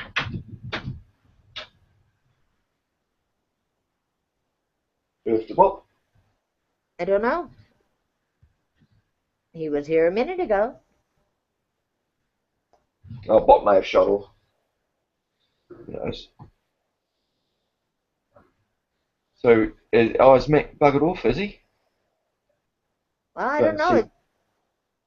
His picture's still there.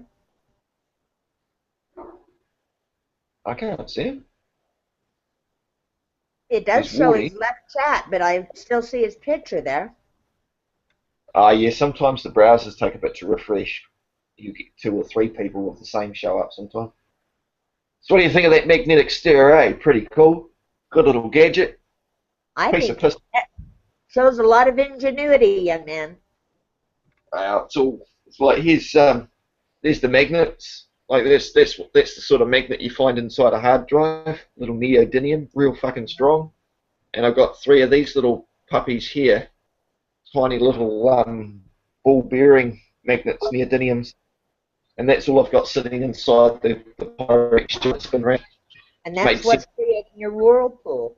Yeah, because they're spinning to this on the spindle motor underneath.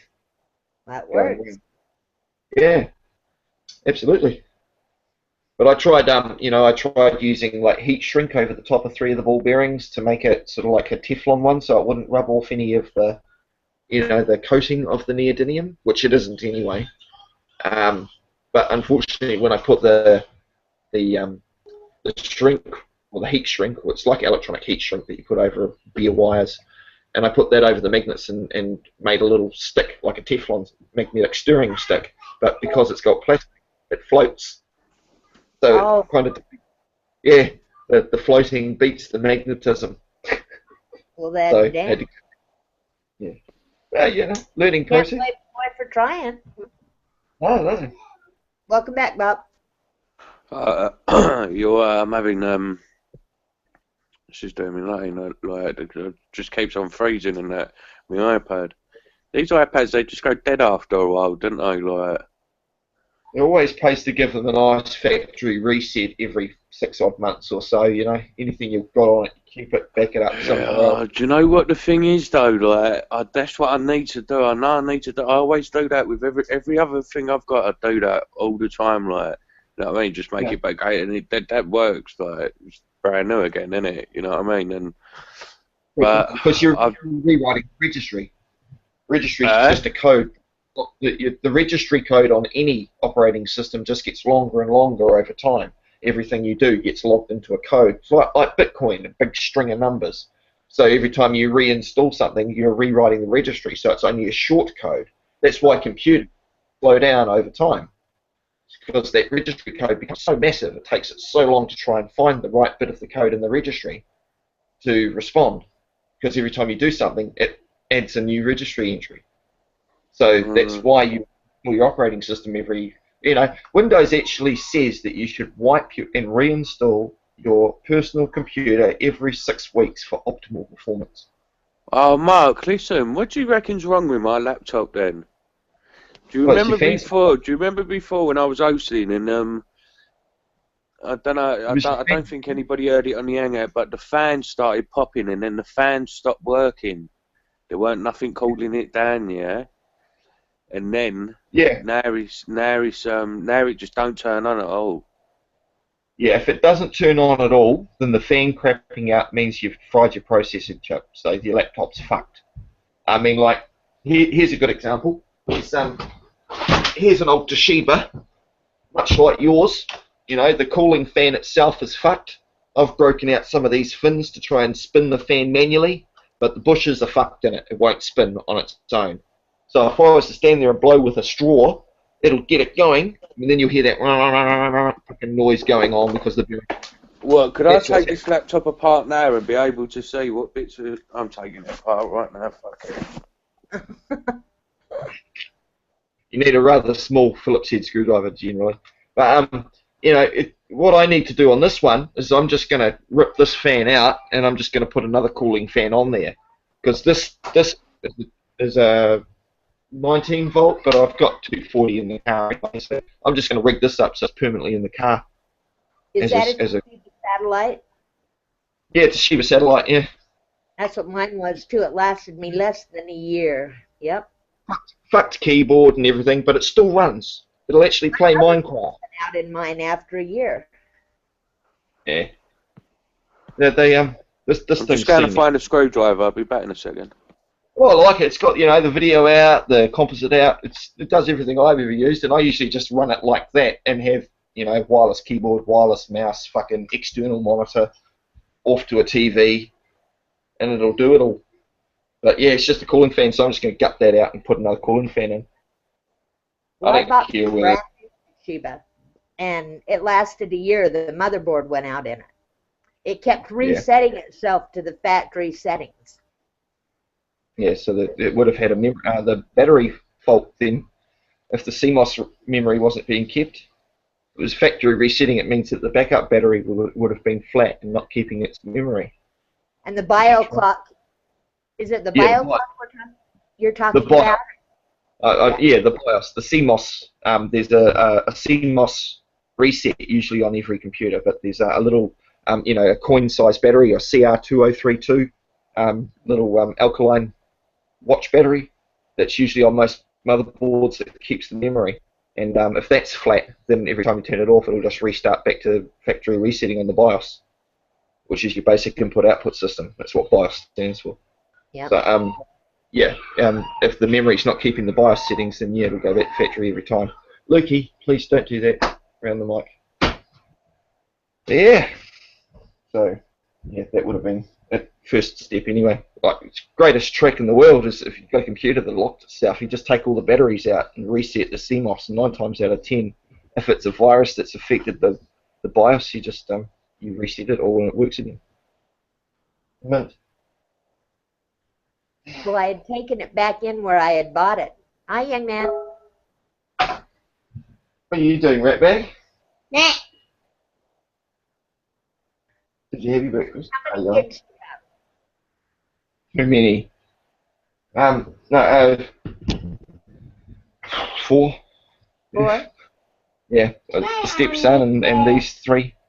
Luke, he's going to be 8 next month, and Max is 9.5, and Isabel's 12.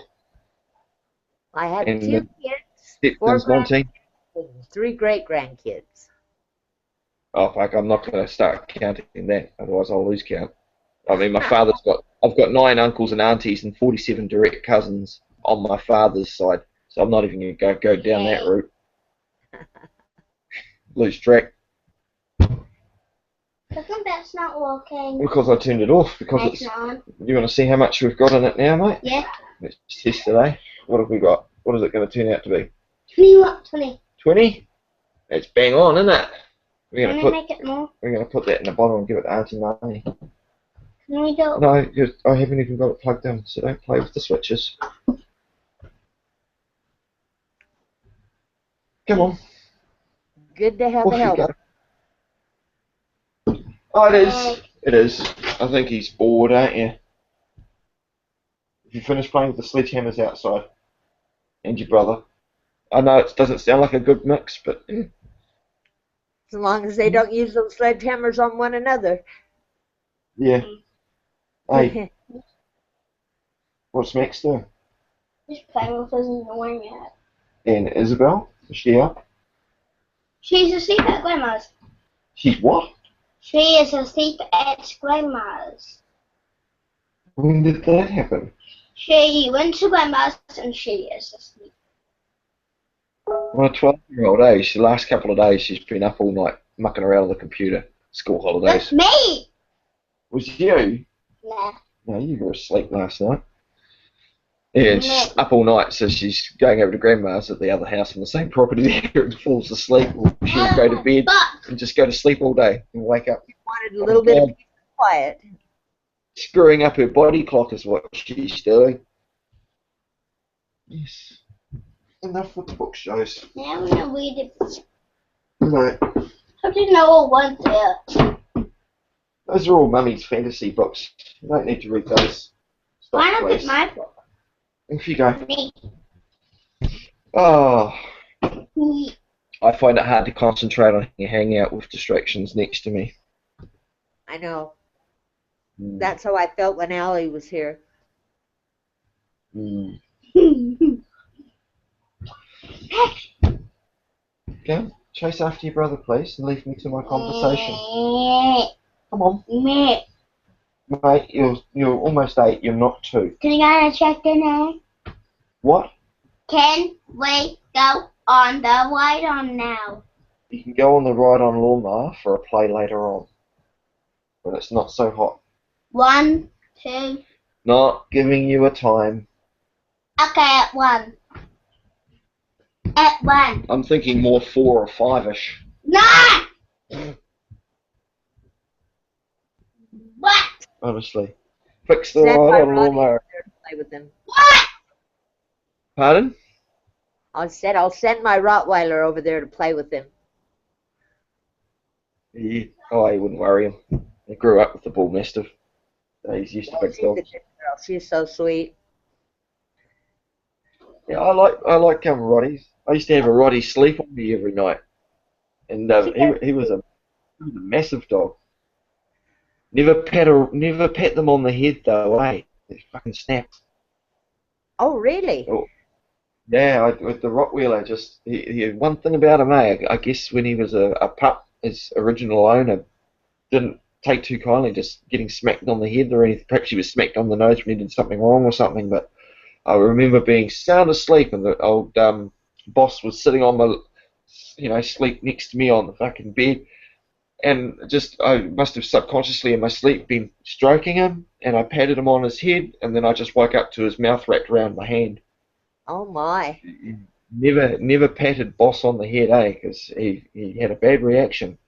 He could pat him anywhere else. He was the biggest, friendliest thing on the.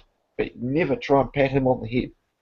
So I guess he must have had some trauma or something. But I remember waking up in the middle of the night to a dog latched on. The very first time I saw any aggression out of mine, I had my grandbaby over, and my son came to pick the baby up.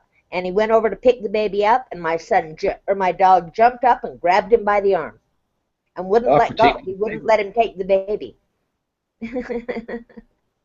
Well, it's good like that, I suppose. They do become very protective of their kin. I found that with Saxon, my bull mastiff. He was much more like one of the family than he was a dog. He'd just come along and sit down with you and have a conversation. He'd just sit there and talk to you. And I'd talk back to him. So we'd just have great conversations. That sounds like mine. Her name was Betty Boot. Oh, yeah. She was 147 pounds of beautiful. That's big. Yeah. She went over the back fence and jumped. It went in. She could open the back sliding door by herself. So she jumped the fence one night at 1 o'clock in the morning, slid open the sliding door of my neighbor's house, went in and climbed in bed with him. Well, he's a police officer. He come knocking on my door at 1 in the morning with his bathrobe tie around my dog's neck and said, "Do you lose something?" And right after that, he went and bought 2 Rottweilers himself. He really likes them. But I thought I was going to catch hell from it. But he was nice. Oh, he was just being a nice man instead of a policy enforcement. Yeah, he was a good man. Well, he went and got 2 dogs just like mine, so it must have meant something to him. Yeah. He said, but it was a shock for him to wake up and look at it, 2 big black eyes. Yeah, I remember that actually with out of the 3 dogs, out of these 3 brand or types or characters, which do you reckon is the most violent? A Labrador, Rottweiler, or German Shepherd, Alsatian? Which is the less violent? Which is the most? German Shepherd. And why would you think that? Well, only because my dad had one that turned on him and damn near ripped his throat out. And it's one he raised from a puppy. And that's really? Yeah. This is my second Rottweiler. My first one passed away. I see. I would have been inclined to say Labrador. Really? Yeah, we had 11 Labradors in my father's house. Hey, Sam. 11 Labradors. We had 8 black Labradors and 3 golden from a litter of my brother's dog.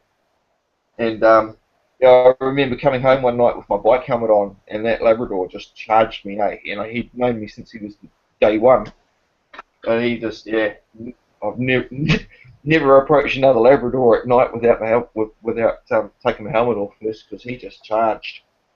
Now, I tell you, I had a Doberman do that and corner me in a bathroom for 2 days. I was house friend. Yes, Sam. Oh, shit. 2 days. That must have been some ordeal. It was. I was 3 stories up, so I couldn't go out the window. Oh, And I was house sitting for a friend, and I couldn't get out till she got home. The dog. Oh dear.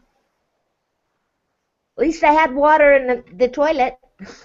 I guess so, yeah. Yeah.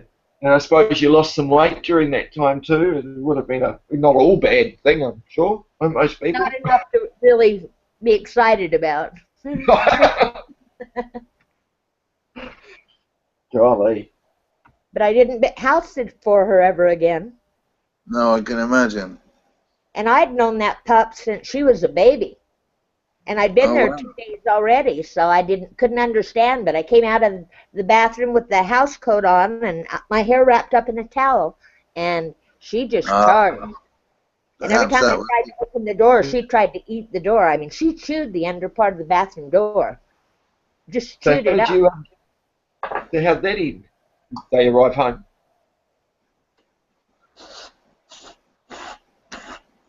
Man, how did it end? I can't. You're cutting out, Mark. How did they arrive? Did they arrive home? How did it end? Did you get out? Did someone get your attention?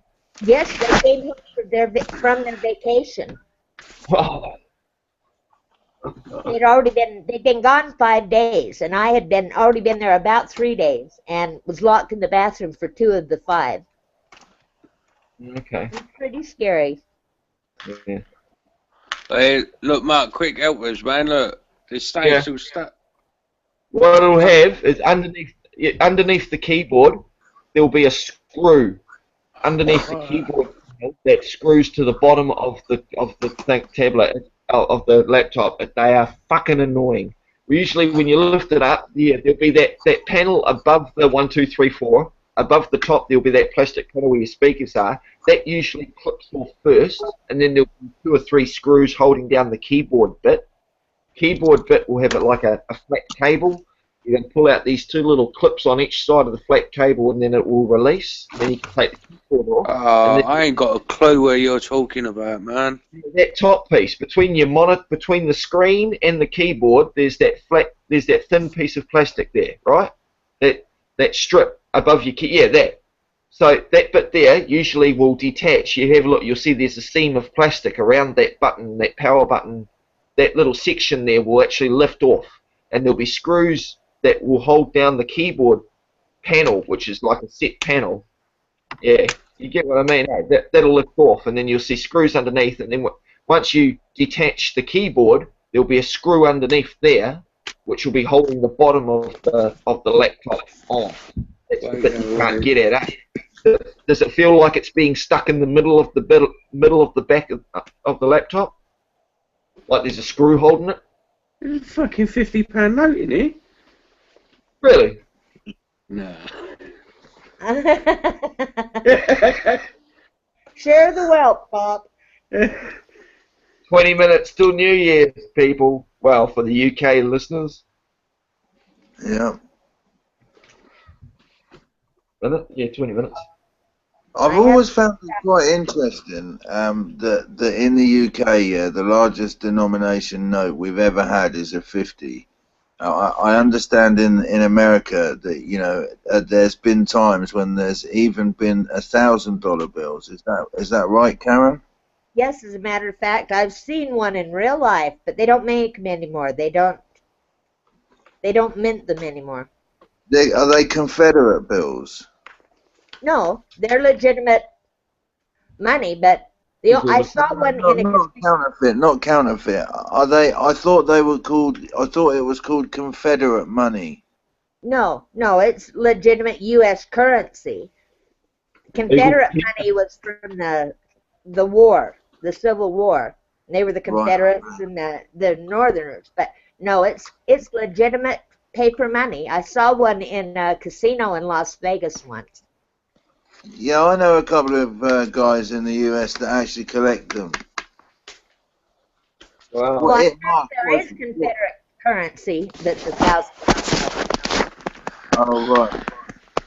Well, Mark, this is doing my nutty, man. Yeah, they can be. once you've taken a few of them apart, it becomes really easy. But if it's your first time, mate, it can be an absolute fucking nightmare. I put an X through the first one I ever tried taking apart. But yeah, there'll be a screw underneath that panel. If you see what I mean by that panel above. This bit is coming off. Not all right. Look, it's stuck there. You might need to get a thin screwdriver and try and just go along the seam of the joint and just try and pop any little clips that may be holding it on. You know, if you try and force it at one end, it's just going to crack. But if you go along with like a butter knife or a thin screwdriver, a flathead screwdriver, and just along the seam and just go, you know, twist it, and you'll hear it go pop, pop, pop, and you'll crack all the bits. You know, there'll be little clippy pieces of plastic holding it in place, and that'll just crack it, and then you'll be able to lift that out. And then there'll be screws holding the keyboard down. And you take that keyboard panel out, and then there'll be a screw underneath the keyboard panel that'll be holding the base plastic piece of the laptop on. Once you've got that off, then you'll be able to see the fucking cooling fan and what the issue is. But like I say, if it won't even turn on just for a second, it's like a car. You can run a car with no oil for about 12 kilometers before it shits itself. Well, a laptop should still be able to turn on even from dead cold start. So if it's not doing that, I would say it's your processor's been fried. Because like that one I showed you, that still turns on. It overheats and then it shuts itself off, and then I don't push it because I know if I push it when it's too hot, it's just going to cook it. I know I need to change the fan. I'm not going to, I'm not going to push it over. Bit here, man, it's fucking proper stuck there. I can get here. Like you see there, look. I can't see. I can see the wind. Yeah, look. See, I've got my fingers in there. Yeah. I see where you are. That's the base A, underneath. Yeah. So there'll be a screw. That's where the battery was. Yeah. So there'll be a screw underneath that keyboard panel on the top that's holding the bottom on. They're an absolute cunt like that. They make it so you can't just take them apart. But then, as long as you've got a small Phillips head screw on, you should be able to go for it. I mean, I can use just a small one and take it apart.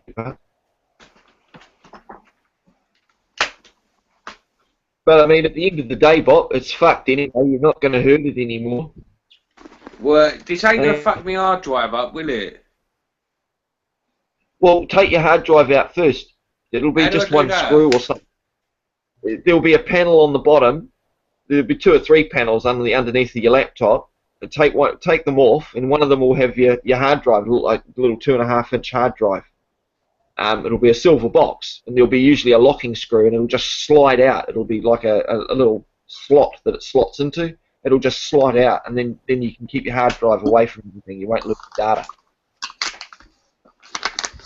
Because you can still recover your hard drive. You can recover the RAM. The RAM will be those little RAM chips that'll be underneath one of those panels as well.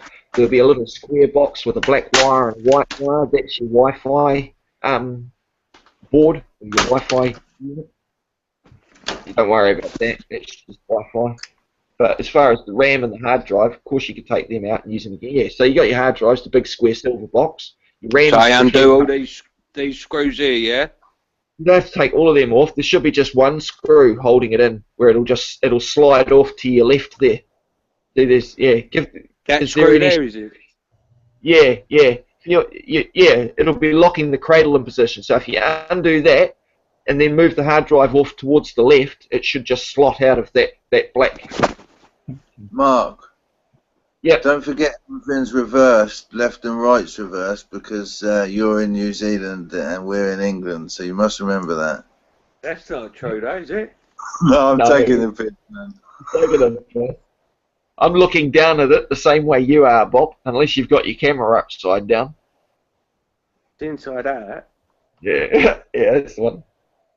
Your hard drive's on the left, your RAM's in the middle, and your cooling fan's on the right-hand side as far as I'm concerned. So you want to move your hard drive towards the left once you undo that locking screw.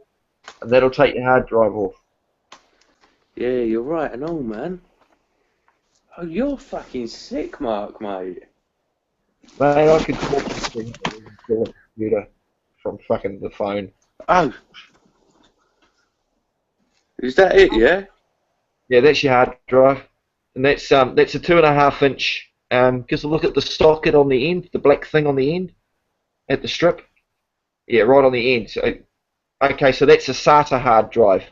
So you could go and buy yourself a 2.5 inch SATA external hard drive box, and you could fit that in it. Then you can, and then that external box you'll just be able to USB connect that to any computer. Yeah. I've got one of them already for one of my old hard drives. Oh, you get what I mean there. But that's SATA type. You used to have the old ones with pins, 40-pin cables, which were called IDE.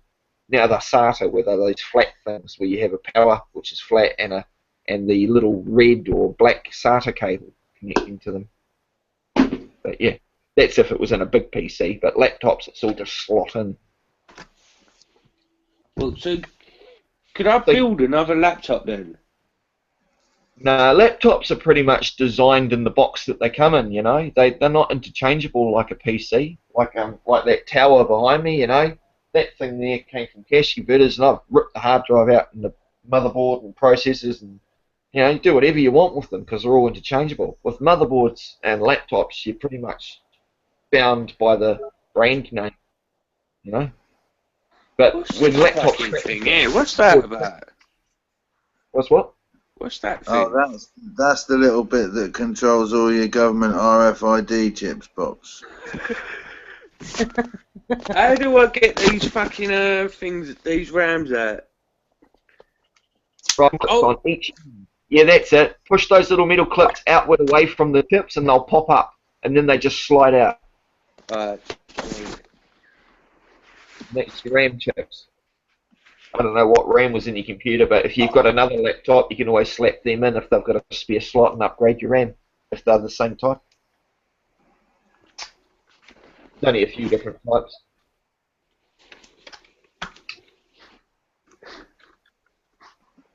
But yeah, computers are easy, man. It's just like anything else. Once you know what the bits all do, and you know what goes where, pretty fucking universal.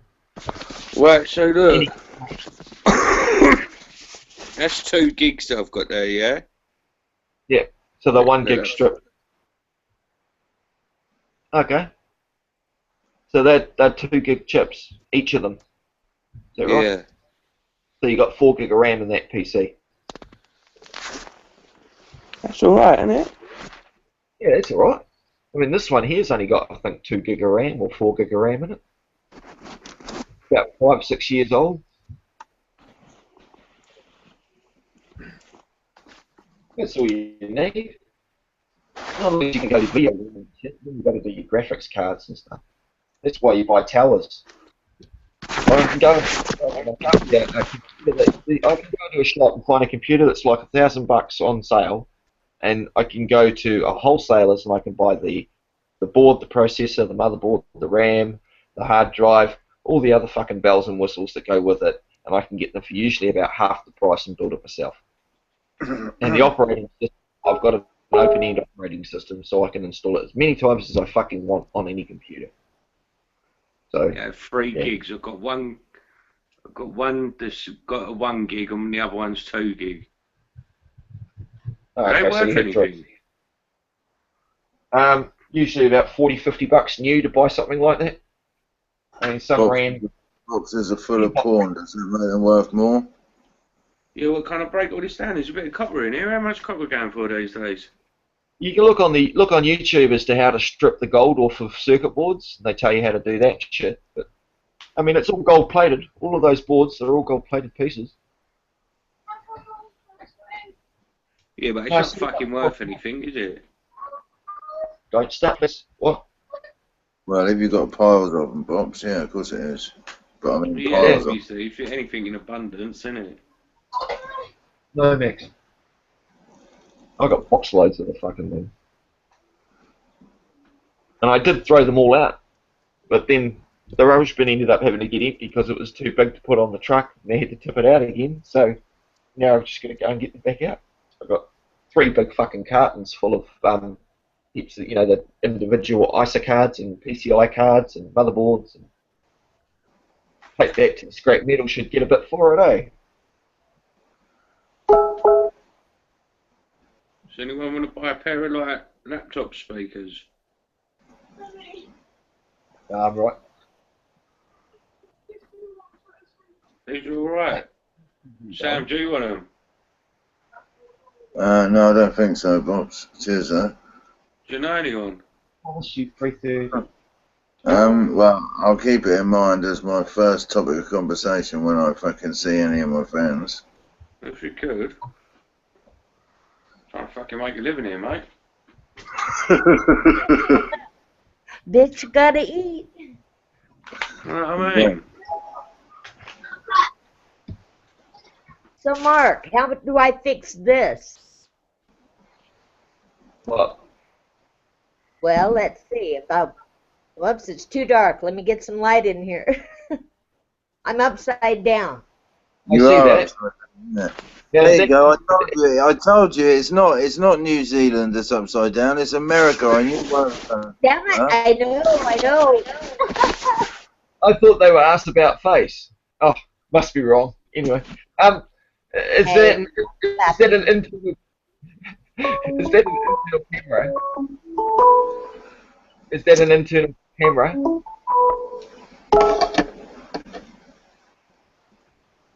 Karen? I'm sorry, I stepped away to turn the light on to see if that would help, but my picture comes on upside down. So is that an internal camera on a laptop, is it? Yes, it's a laptop. I would go into your camera settings. Some camera settings in your control panel, you can have it where they will let you actually flip and invert the picture. I I thinking went perhaps into my control panel. There's no camera settings anywhere to be found. there's no video controller settings. No. No. What operating system are you using? Windows 7. Okay. Fucking hate Windows 7, but okay. Just have a look on this one, because this is Windows 7 that I'm on. Bear with me. Let's see. Hardware and sound, device connection, commonly used mobility settings, just alone, fully charged, no sync, no there. What type of camera is it? Do you know? Can you go into the device manager of your computer and find out what type of device manager? And I can't even. It doesn't appear as being a device. It shows my printer, and it shows my audio, but it doesn't show any video device in there at all. So there's no image capturing devices, no video controllers that it's mistaking.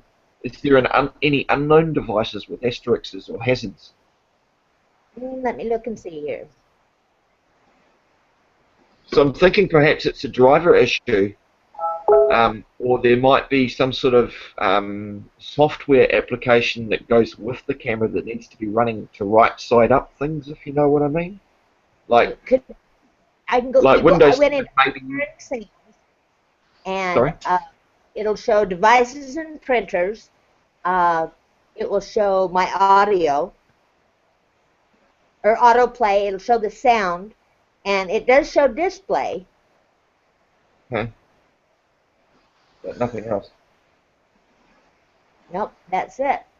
The thing is we're all assuming that Karen's the wrong way up. It's all a matter of perspective, yeah? We could be the wrong way up. No, There it's isn't- all.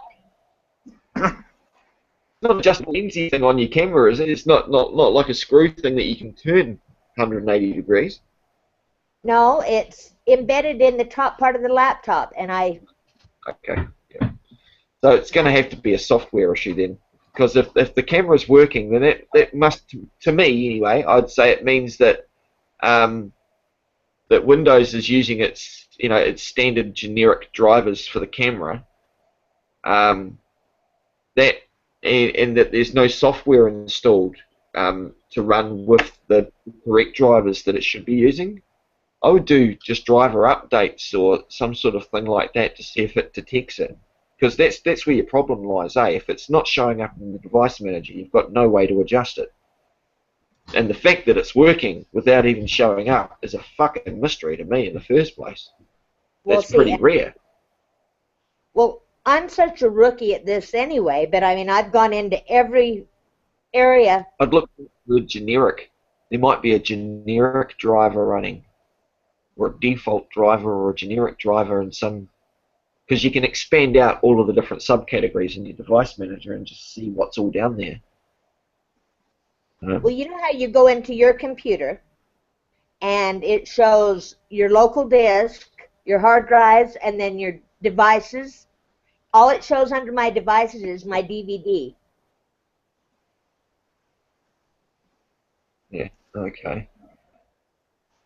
So, yeah, if this was XP, I would have no problem talking you through the control panel left, right, and center. I like XP too. That's what my other, my desktop was. 7 took a lot of the administrative properties away from the average user.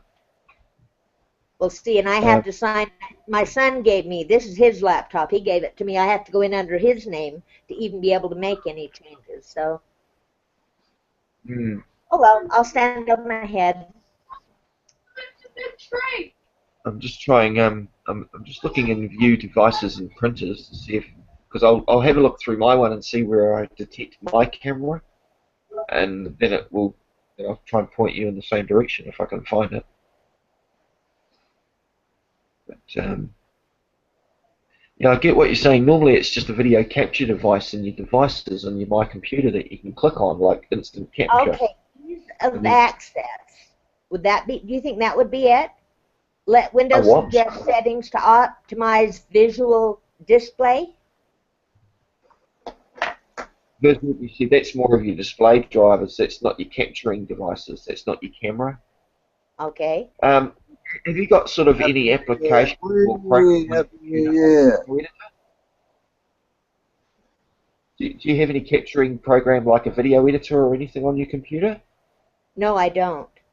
It's midnight here in the UK, so Happy New Year. Happy New Year. Happy New Year, Bob. Provided you probably can't hear us because no doubt you got your computer in places. Happy New Year. Yeah. Let 2015 be the year that the cannabis laws changed in this country, eh? Yeah, man. Back to a certain young man from Dagenham, innit, bruv? With your help, Karen, when you go getting, we can end this terrible war on drugs. when you're on your Hangout, Karen, Look at this. Gear up Hangout. What does it register? What does it say that your camera is? You know how it tells you what your camera and your mic and your speakers are in the settings. What does it class your camera as? You hit that com. Oh look! Fucking hell! There's a massive thing going off over here. Oh yeah. Oh yeah. Keep it on that. Hang on, Bob. I'll present.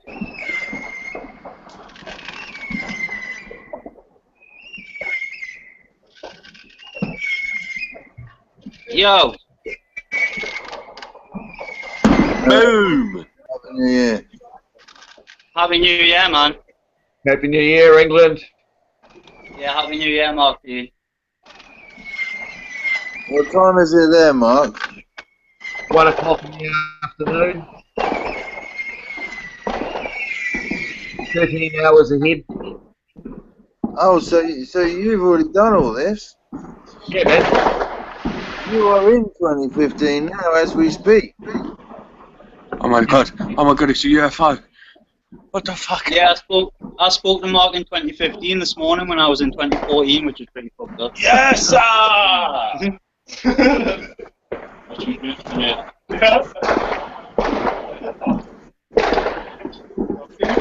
There's an answer finding his way, Karen, because she's upside down. Well, I'll go back to my old picture. There we go.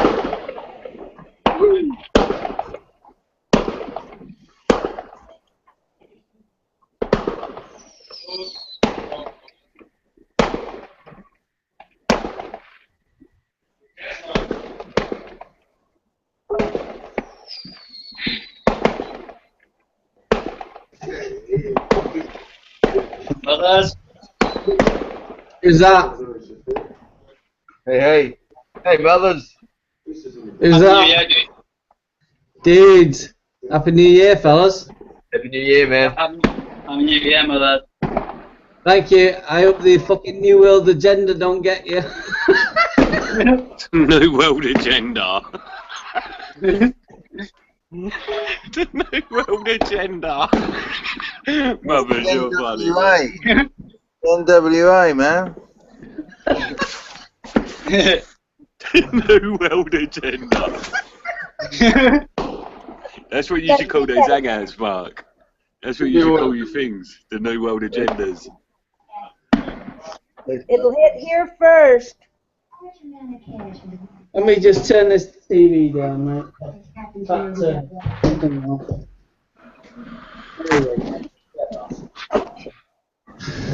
So, has everybody had a good one this evening, or is it boring as mine? Same as every night, mate. Doing Mine's still ongoing. Royal Silver creation.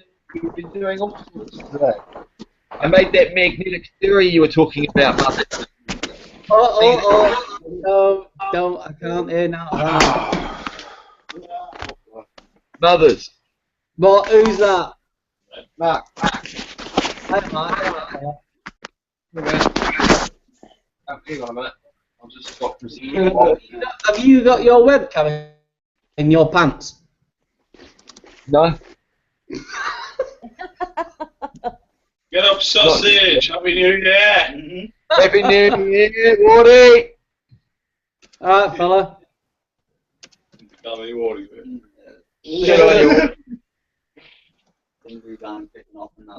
Yes, sir! It's disconnected me when I get to sorry. I couldn't cope with that connection. I don't know what the crack is, mate. Hey, mothers. Who's that, mate? It's Mark. Yes, sir! Yeah. Oh, right. The other day you were telling me about making a magnetic stirrer, weren't you? Yeah. Yeah. There's a spindle motor in that bit of wood. That's a bit of perspex. There's your thing. And I'll just flick a switch for you. Damn good idea that of yours. I've got myself a magnetic stirrer. See the vortex? Yeah, right. So what's the actual stirrer, the actual thing in the water made of? 3 magnets. No, 3 little ball magnets. Right, but in the water, right, Yeah. what is the actual metal in there? 3 magnets, neodymium magnets. Well, it can't be metal because if you're passing a current from 2 silver electrodes, one to the other, right, anything that is metal in the water will also start releasing its particles, and then you're not getting the proper... You know, I wondered about that. So, because here's what I'm using, right, these tiny little metal ball-bearing neodymium magnets. Right. Tiny little things. I've got 3 of them in the jug. So one's staying as the centre, and the other 2 are being like the wind, so they're spinning around. That's neodymium magnets, whatever neodymium magnets are made of. But the chromium or the coloration's not coming off of them in any way. They're not picking up any sort of dirt, and the water is staying clear, like you said, with the magnetic stirring. It's not getting a chance for the particles to combine and become heavier, and therefore the colour's not changing. And I've got the big neodymium magnet out of a hard drive there stuck to the spindle. Yeah. So it's working like a treat. The only thing I would say is go and get a different stirrer. No, hold on. Go and get yourself for about 50 pence or about $1.25 a little flea that you stick in the water, which is a non or what do they call it? It doesn't bleach into the water. The chemicals, whatever it is, but it's a flea, and it's about $1.50. And okay. If you get one of those, you've got absolutely no contamination going on whatsoever.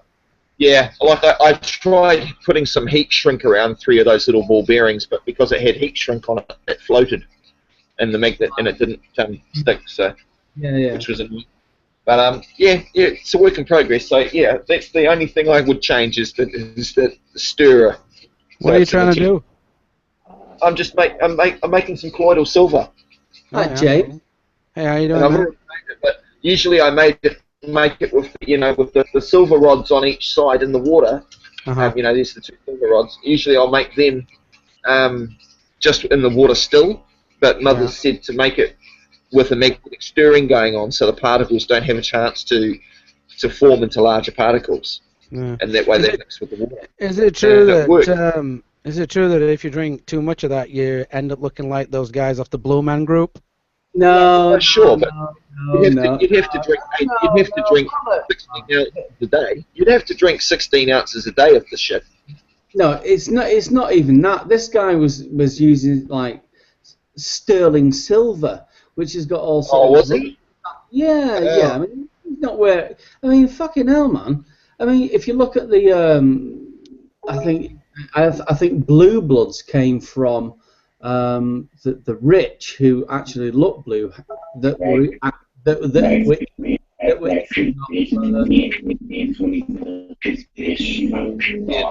So he's got some music playing. Sorry. Yeah, Waldy's having it. Yeah, that was me. Sorry, dude. I thought I was on mute. So the Blue Bloods were from people that were eating food off sterling silver, not pure silver, because they didn't have 9999999% 999. 9999999 recurring. Yeah. So when they were eating off silver, there's some contaminants in there. But if you look at, I mean, there are lots of pharmaceutical companies now investing and looking at silver as an antimicrobial, not an antivirus, but certainly an antimicrobial. And there are studies out there that suggest that silver does actually get rid of or can hinder viruses by sucking out the oxygen. The silver solution, is it? They suffocate the cells and make them commit suicide. Yeah, absolutely. And some people don't believe that. Well, that's fine, but I would always say this: don't believe anything you hear on the internet or Hangouts. Go and do your own research. Is that research out there valid? Can you take it on board? Does it make sense to you? If it does, go research some more, and then you'll find out the answers, either true or false. And if you want to drink it and turn blue, then that's up to you, and that rhymes. Blue. Pudding.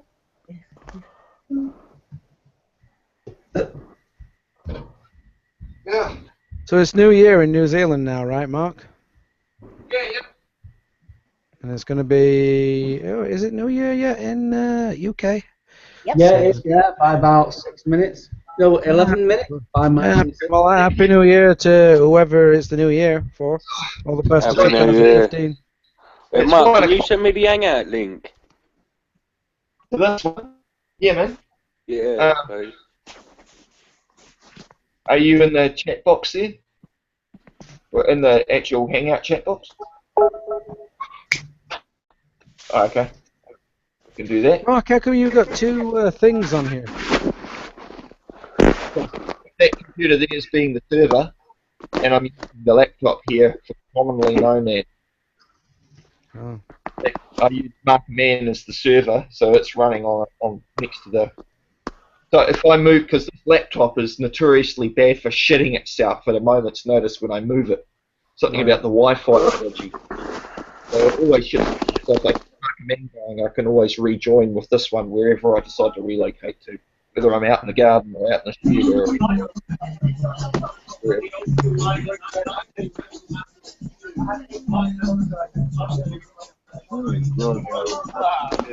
Sounds like a headache. What is that? Hey. Hang on. What the fuck?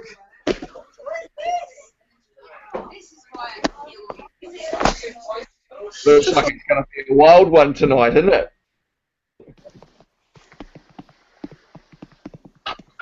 Everybody's being drunk and merry. Happy and merry. Let's do some Jaeger. Who's up for Jaeger? Happy New Year, business.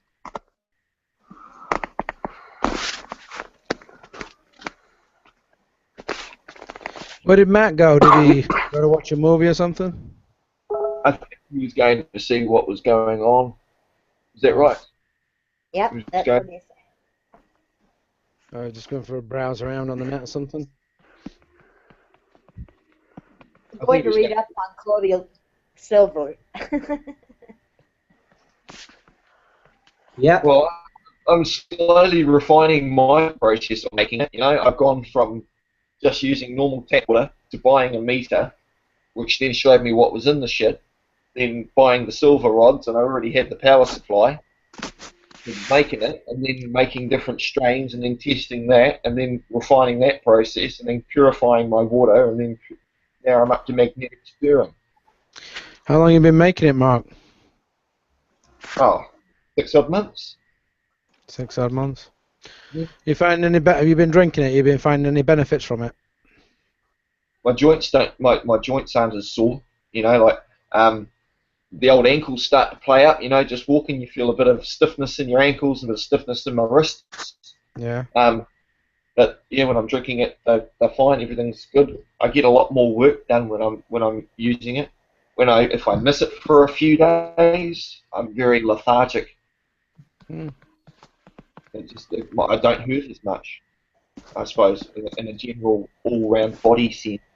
But I get like an earache. I put a couple of drops in my ear the other day. That solved it.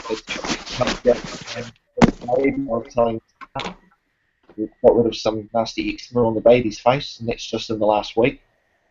So it seems to be working. I can't knock it. It doesn't hurt nobody. So it's got to be a good thing. Yeah, I think that the pros outweigh any negatives. If you turn blue, we know what it is. I don't go. I just ginger ale bottle of colloidal silver each day, and I just knock back a few mouthfuls of it, and then I'm fine for the day. That's it. My daily knockback of shit that tastes disgusting, and then away I go. Oh, it tastes disgusting? Yeah, well, it does. It's just like drinking metallic water, because okay. metal in it. At 20 parts per million, it tastes quite strong. Mix it in Kool-Aid. Yeah, I was wondering about that, but I didn't want it to have any other sort of chemical effect with whatever I'm mixing it with. So, because they don't say mix your medicine with other stuff, do they? I mean, most medicines you're supposed to have and then have a glass of something straight afterwards. So I used to have those giant calcium fucking tablets or potassium tablets that dissolve in water and taste fucking disgusting. And I always used to have to knock one of them back a day and then knock back something really fruity and sweet to kill that horrible taste. But yeah, I wouldn't mix the two because that would just kill the whole experience. It'd be like putting vinegar in the ice cream, wouldn't it? Yeah. Yuck. Although I will admit, spaghetti and chocolate cake mix surprisingly well together. Oh God. No. Nice bit of spaghetti on toast. Chocolate and bacon. That's good. Cut that with the chocolate. Now, chocolate and bacon. It's fucking delicious. Chocolate and bacon's delicious, man. It is. No. They make candy that way now. Never would have thought of that. Try it, mate. Mate, that's next on the list. Yeah. Get some chocolate, mix going with butter and cocoa powder and sugar, whatever, and then fry some bacon up, and then just dip it in, let it set, let it go cold, and eat it. Yeah, sweet and sour. Yeah. Oh God! Brilliant. You must have had bacon with maple syrup before, man. But not chocolate, man. Same concept there. Dark chocolate's best. But I tell you now, bucket list number 1, bacon and chocolate. Nice. Two of my favorite things. Cool. Very cool. Have you given up on your laptop there, Bob? You've given up on your laptop, mate? Yeah, fuck it, man. Rape and pillage it and throw the rest of it out. What can can I just get off this? What can I salvage off it, like? Well, what laptop is it? I tell you what, if I just give you the model number and then you can have a look it up online, can't you? Like, just Google it and then. And what operating system do you have on it right now? It's beside the point. The motherboard's fried. The processor. Oh, it is. It won't boot up at all. So it's scrapped. It's cooked itself. It's got the good hard drive. It's got the good RAM. He's taken the hard drive and the RAM out of it, so he can use the hard drive in an external case or something. The RAM he could probably sell. The power supply you could probably sell. The battery you could probably sell as The parts. screen, you might be able to sell that as well.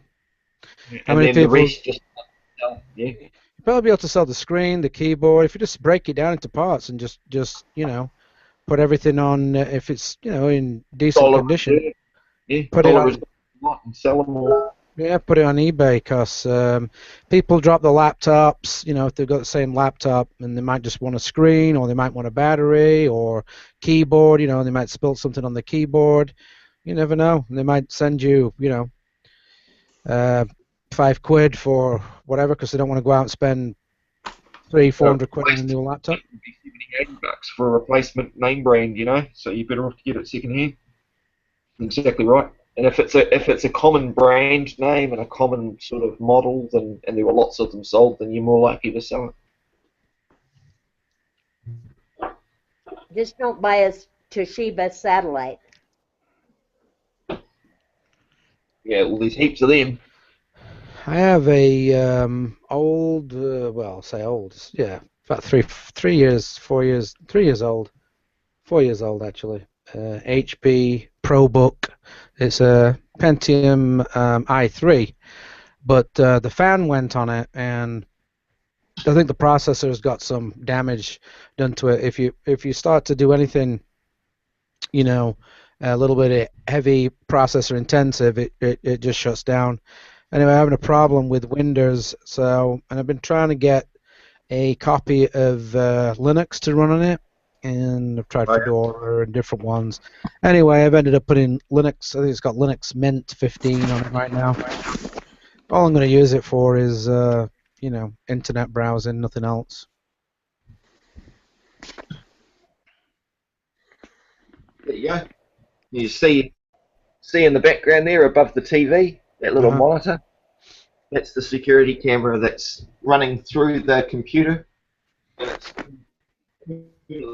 I can turn the monitor off like that. It's just blue screen, or I can turn it on and have it at the time. And if I've got it off, when the sensor light tricks on, it automatically turns on the camera. Yeah. Brilliant. Fucking beautiful. How to make yourself a home security system with fucking nothing. Well, shit, got one.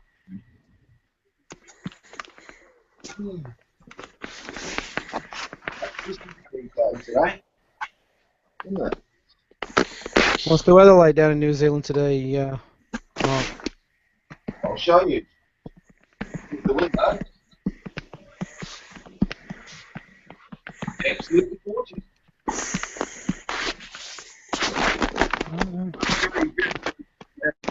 Oh yeah, it's your summer, isn't it? I forgot, it's your summer. Yeah, gorgeous out the window. Beautiful day. There'll be lots of people going to the beach. Yeah, traffic will be heavy. I've already been down there. There's no speed cameras today, so just, I'm not trying to rape and pillage us today. Fucking road pirates. Because it's maybe because it's New Year's Eve, right? Probably not a lot of them working. Oh, They want them arresting people that are drunk.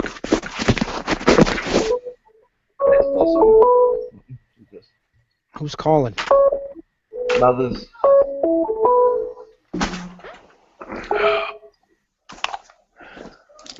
Check in a minute.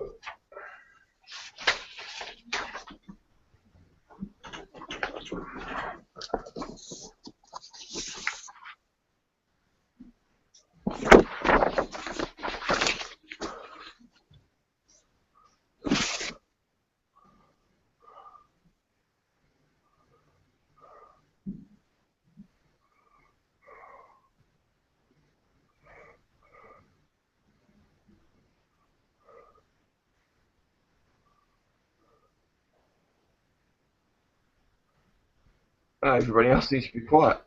I know. What happened there, man?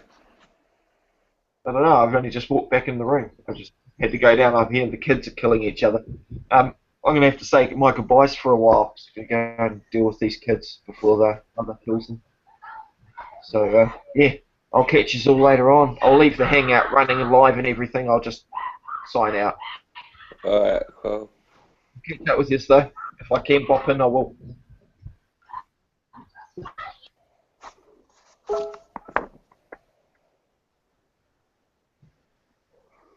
Was Matt on here a minute ago? Yeah, he popped in, but he popped right back out again.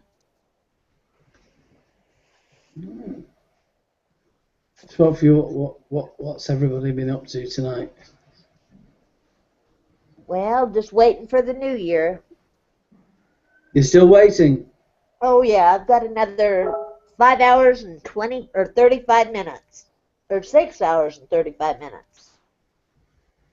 Well, let me say, it's not that exciting, so. You're not going to do anything for New Year's either, huh?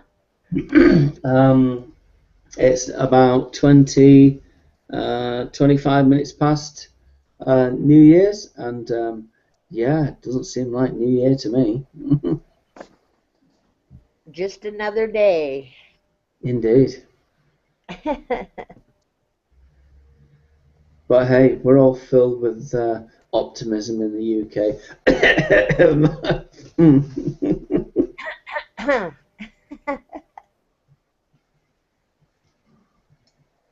Sam, what you been up to, fella? Nothing at all, man. Nothing this evening? No, nothing whatsoever, mate. I thought I was the only one. The only thing I've done is bought a brand of tobacco that I don't usually buy because all the shops were shut and I had to go into one of the pubs to buy some fucking tobacco. Is it any good? Do you approve? Sorry, man? Do you approve of it? No, not really, no. But it's my fault for not planning adequately. I used to love New Year's, you know, as a kid I used to love New Year's Eve, but I found that as I've got older, whereas, you know, when I was a youngster, the idea of being in on New Year's Eve or something like that would have been abhorrent. Now I'm quite happy with it.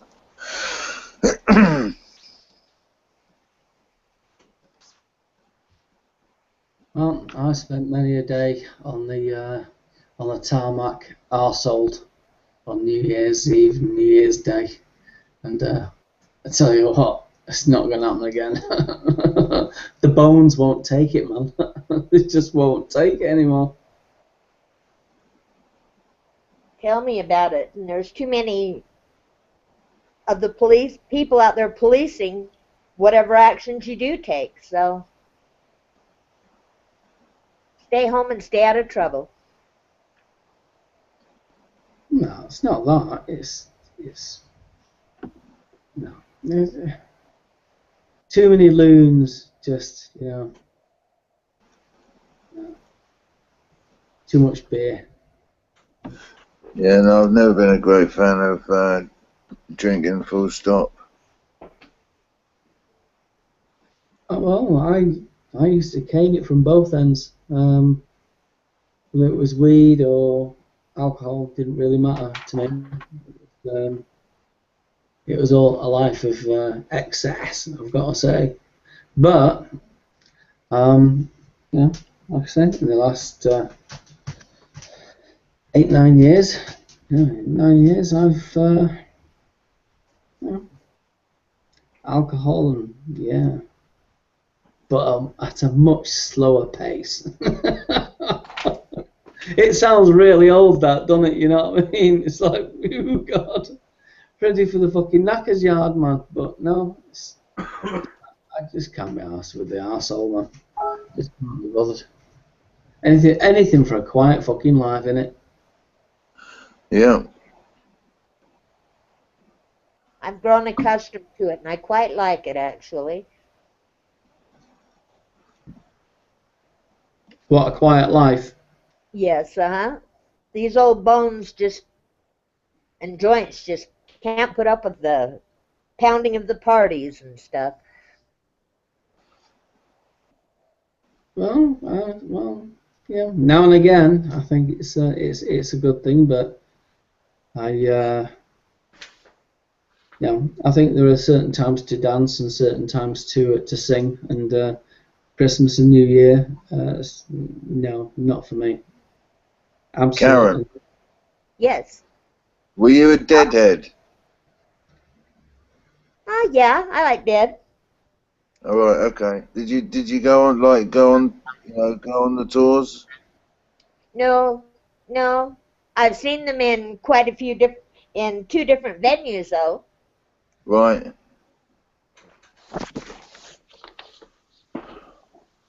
A lot of the kind of legendary cannabis strains of the US seem to center around those concerts. Things like the Chem Dog and the Chem 4 and things like that.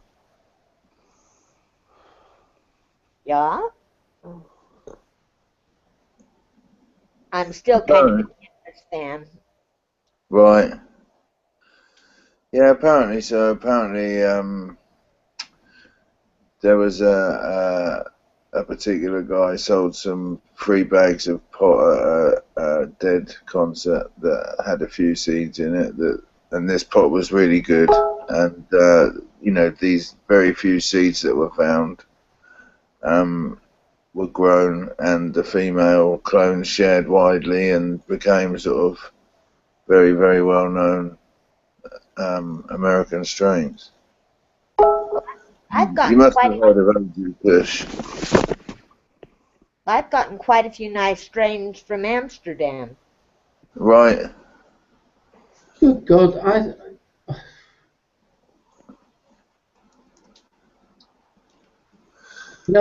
looking at your icon and your little picture, and makes me smile that you're talking about buying shit from Amsterdam.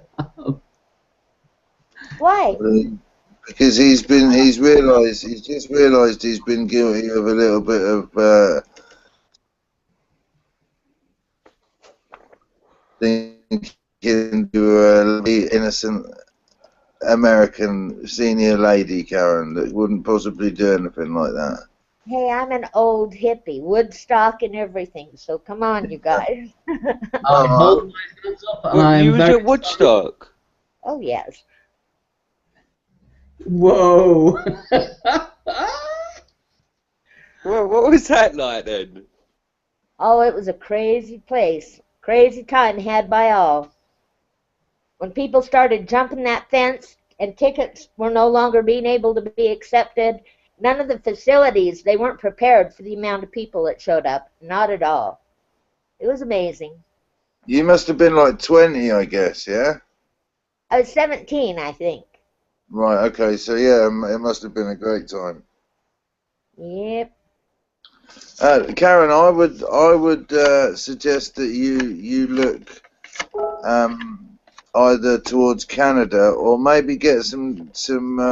There's loads of American seed companies now that have got something a little bit different from the Dutch stuff. I mean, I find Dutch herb can be a little bit samey and a little bit boring after a while. Well, I know with some of the different strains that I've had to store it in mason jars because you can't stand to walk in my house without feeling like you've been hit by a skunk. So yeah.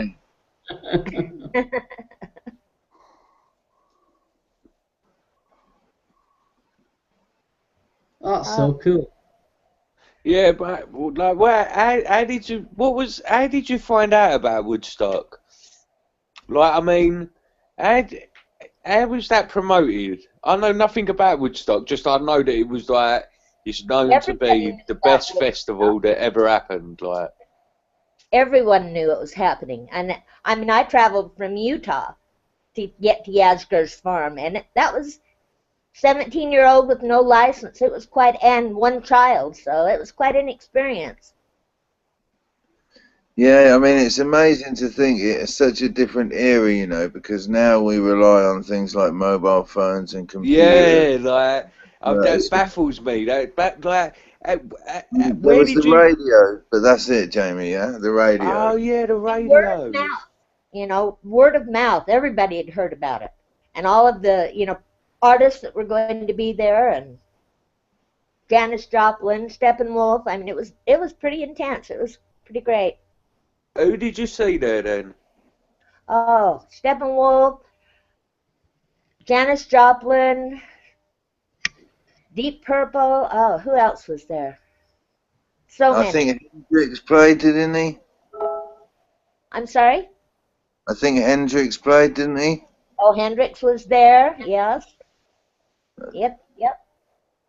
I don't know, did the Doors play? I don't believe so. No, I don't think so. And Doors is one of my favorite groups, or Deep Purple. It was. Ain't that the band that Phoenix's dad used to manage? Beg your pardon? God. Do you know that geezer who comes in here, Phoenix Rising? Yeah. Yeah, I'm sure it was his dad. Does that not ring a bell for anyone? I don't know, mate. I've got no idea. I wasn't listening to that conversation. If that, I don't remember it, is what I'm saying. Hey, I'm going to have to step out and take my dog out. She wants to do her biz. I'll be right back. Okay. Oh, Phoenix, the other day he got a roasted. it was brilliant though, wasn't it, man? Oh, mate, that was just fucking cruel. Have you had a look at the YouTube channel? I just thought, right, I'll have a look at this guy's YouTube channel to see what it's all about. And it's all this, like, pictures and videos of shit looping over and over and fucking across the screen. And then this hard metal playing over in the background, and then it says, like, Phoenix Rising, producer, film producer, music artist. Shut up. Honestly, a cult researcher. Screen share it, Sam, man. Hold on. I just thought he walked into it the other day, and I've got to say it was when I was, from my perspective, I just thought that it was. Everybody knew that the car crash was going to happen, and yeah, we were going to, give it in big time, and he walked into it. When he started throwing his shit about and that, though. I wasn't really listening to him, man, but I saw all the madness in the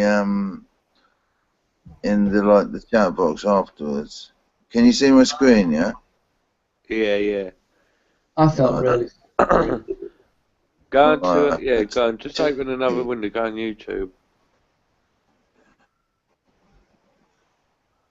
because you can go straight to his YouTube from here, yeah. And so, for instance, like, where are we? Let's watch this one. And it's just all this hardcore.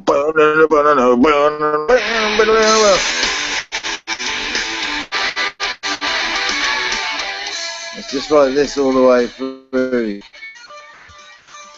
No talking or anything. A little self-obsessed. Yeah, just all this bullshit, and then like this music, and then like this. He keeps just like picking worms or something out of a cricket. I don't fucking know. I think this is what he was going on about the other night. But like, if you go on his little thing, yeah, check it out. Where is it? About. Oh, where is it, man?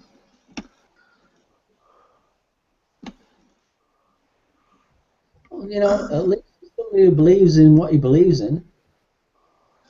No, there was a thing, man, which said like that he was a fucking I'm a video producer and an artist and where would it be, man? Yeah, but if he's made his content and he's produced his content and no, he ain't. This is the thing. Someone sent me a link earlier to a Alex Jones video, and they said everything that Phoenix geezer was talking about in your hangout. They said it's all in this video. They said as they was listening, they thought they recognised it all. Here we are. Look, check it out, yeah. There you go, then. I just wanted to open a channel with just music, underground, and all of that stuff. So I don't know. A cult and a lot, blah blah blah blah. By researcher, he means YouTube artist, education. Musician, a cult researcher, and underground film producer. So yeah, I don't know, man. But so yeah, all of the videos are like that, just down. Wow. Yeah, not very quality sound. Well, that's not my sort of music. What are you into, Sam? All kinds of things, but I like hip hop. I like things like. I like various things, yeah, from Pink Floyd to all kinds of things, really. I've got quite an eclectic taste, really. Depends what vibe I'm experiencing or what kind of, you know what I mean?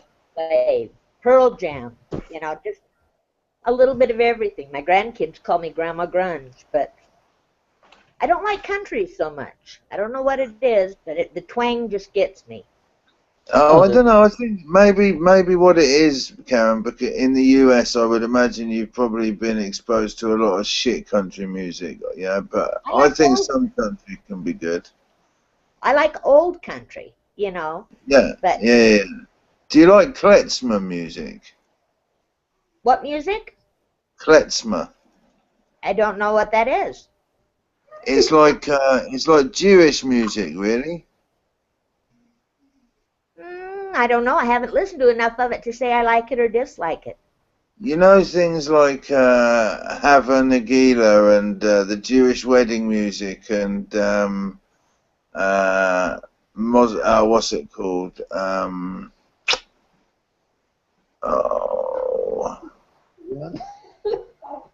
I can't remember. I really like that sound. I don't know why. I really love that Jewish klezmer sound. There's something I really like about it.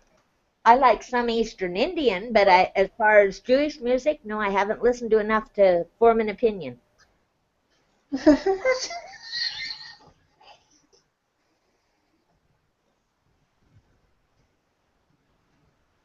I like gospel music, but go figure.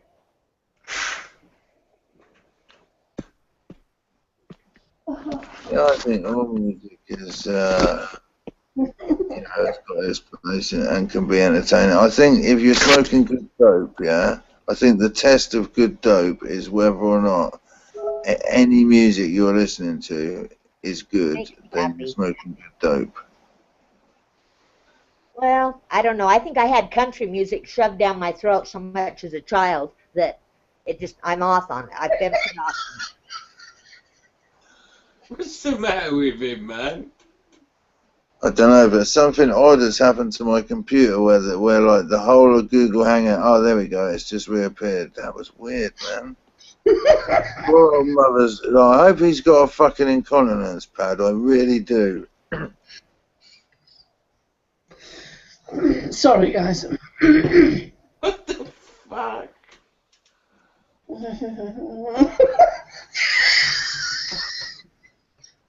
What are you doing, Mother? Splitting my spleen. Turn his camera on. What's going on, man? Oh my god. Nothing. Yeah, it's gone.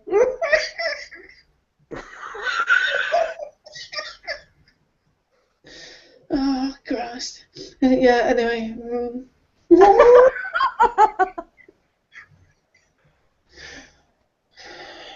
Laughter's contagious. Oh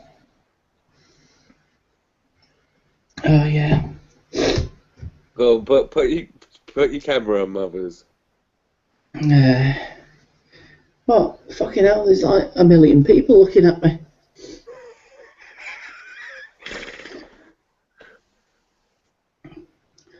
I've been most surprised if any of these live hangouts had ever reached anything like 1 million. Oh, mate.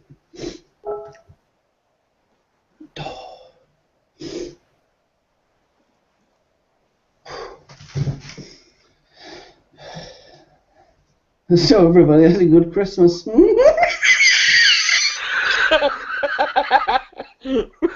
You what? Fuck. Say again, man. I tell you what, mother's put it must be on some fucking good medication. We all ought to get on the same prescription as him, I reckon. God knows what he's getting, Bim. It's good. Because this happens quite regularly, this. Oh, you're fucking mad, you lot.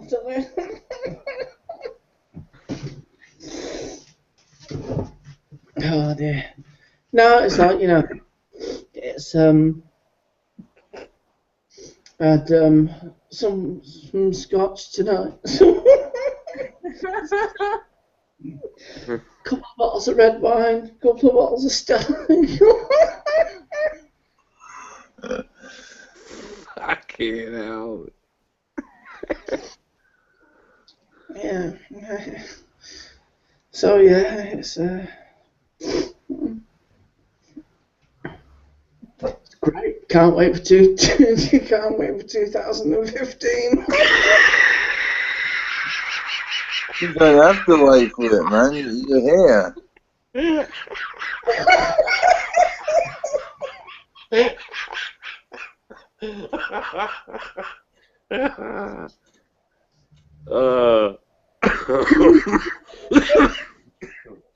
So, Bobs, is Teacup still sworn off Hangouts or what? Is Teacup still sworn off Hangouts? Yeah, I think so. I think so, mate. What's that all about? No, I think he come back. He's gonna. I think he's out tonight though. I think he's just going to a family thing tonight. He'll be back though, man. He just, you know, I mean, they get too much, don't they? Sometimes, for some people. That hangout with was it last night? I can't remember. With Badder. Well, There's no shouting, no screaming, no. You know. Was that last night or was it the night before? Yeah, the night before, yeah. I don't think it ended like that though, mothers. Hang out with no shouting and screaming. Are you sure, Mothers? I'm fucking positive. I was sat there, I was listening to it, and I thought, you know. Yeah, he was talking for a few hours, for like about an hour, I think. But then, if it's the same conversation I'm thinking of, it ended up with me hanging up on him. I couldn't handle him. I couldn't handle his voice. He was saying to me, he was going to me, listen to you. Your voice is shaking. And I said, that's because I'll fucking wring your neck if you was in front of me, you cunt.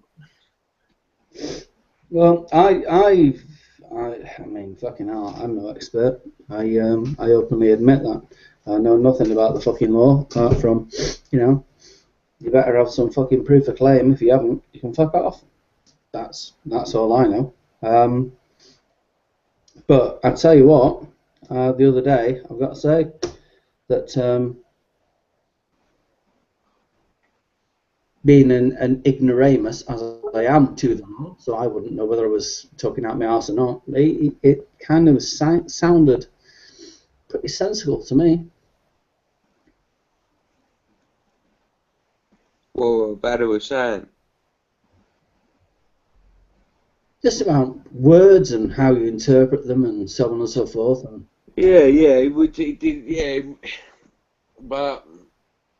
yeah, it would make common sense. Like, yeah, I get that if you're just defining words, but and they say the devil is in the detail, don't they? So that wasn't. I was just listening last night, and I just thought, you know, no shouting, no screaming, and over the last week or so, which I've been listening to the Hangouts, and I think, to be honest, apart from, I've got to say, you know, sometimes his attitude, and I won't call a man if he's on the Hangout, because it's not fair, really, and it's quite two-faced, because I believe you've got to be here for somebody to sent him a message, Mothers. I said that Mothers is on here talking about you, saying you're a right cunt. Yeah, I sent him one as well.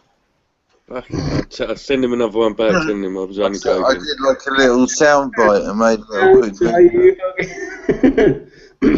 No, but what I heard was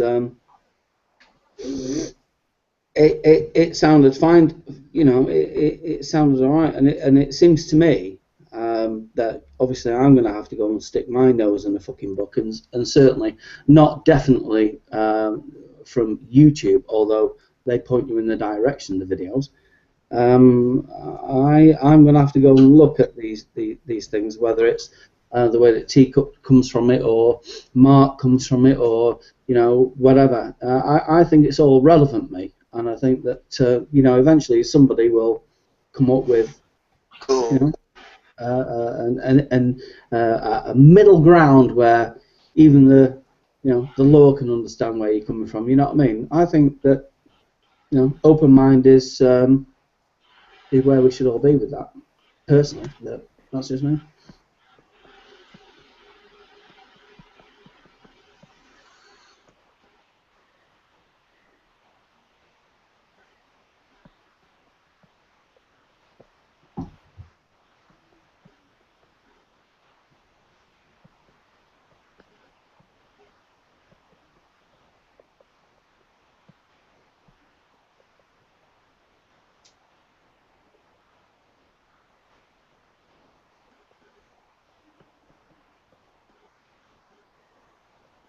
So, I'll kick off another one. What do you think about Ebola in Scotland the other day?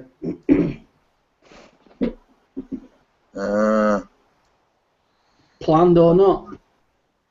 Do I like it? Planned or not? Oh, right. I don't know. No idea.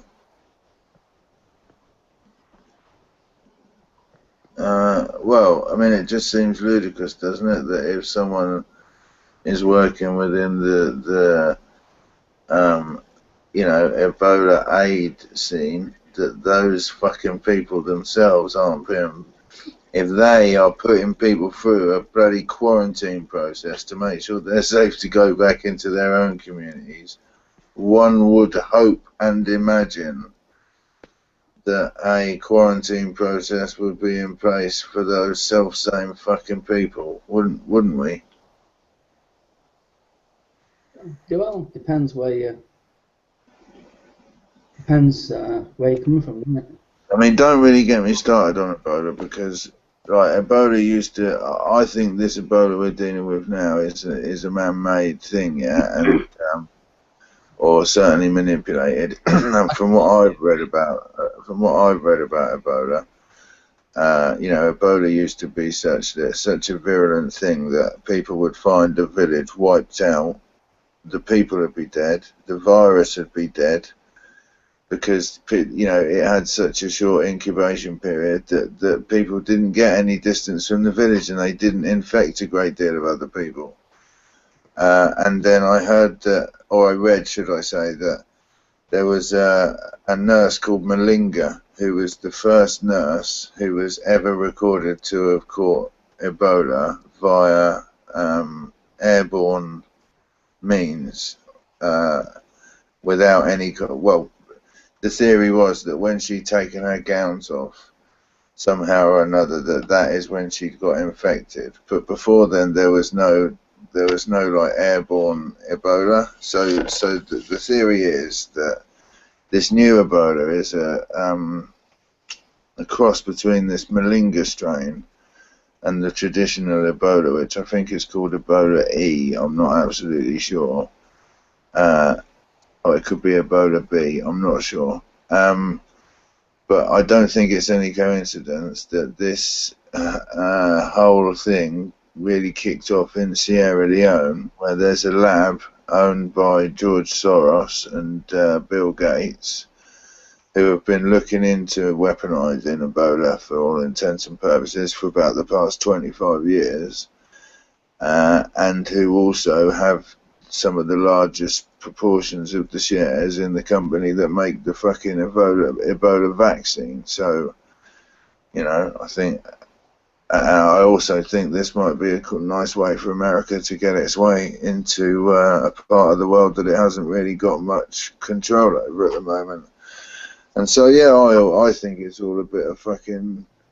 There's propaganda. Well, I don't doubt for a second that there are people dying from Ebola, yeah, but I think it's been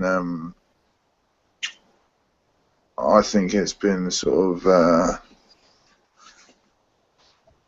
exaggerated, and I've seen some really odd footage on channels like RT and things like that of people in Ebola centres looking ill one minute and fine the next, and it looking like money was changing hands and all kinds of strange things.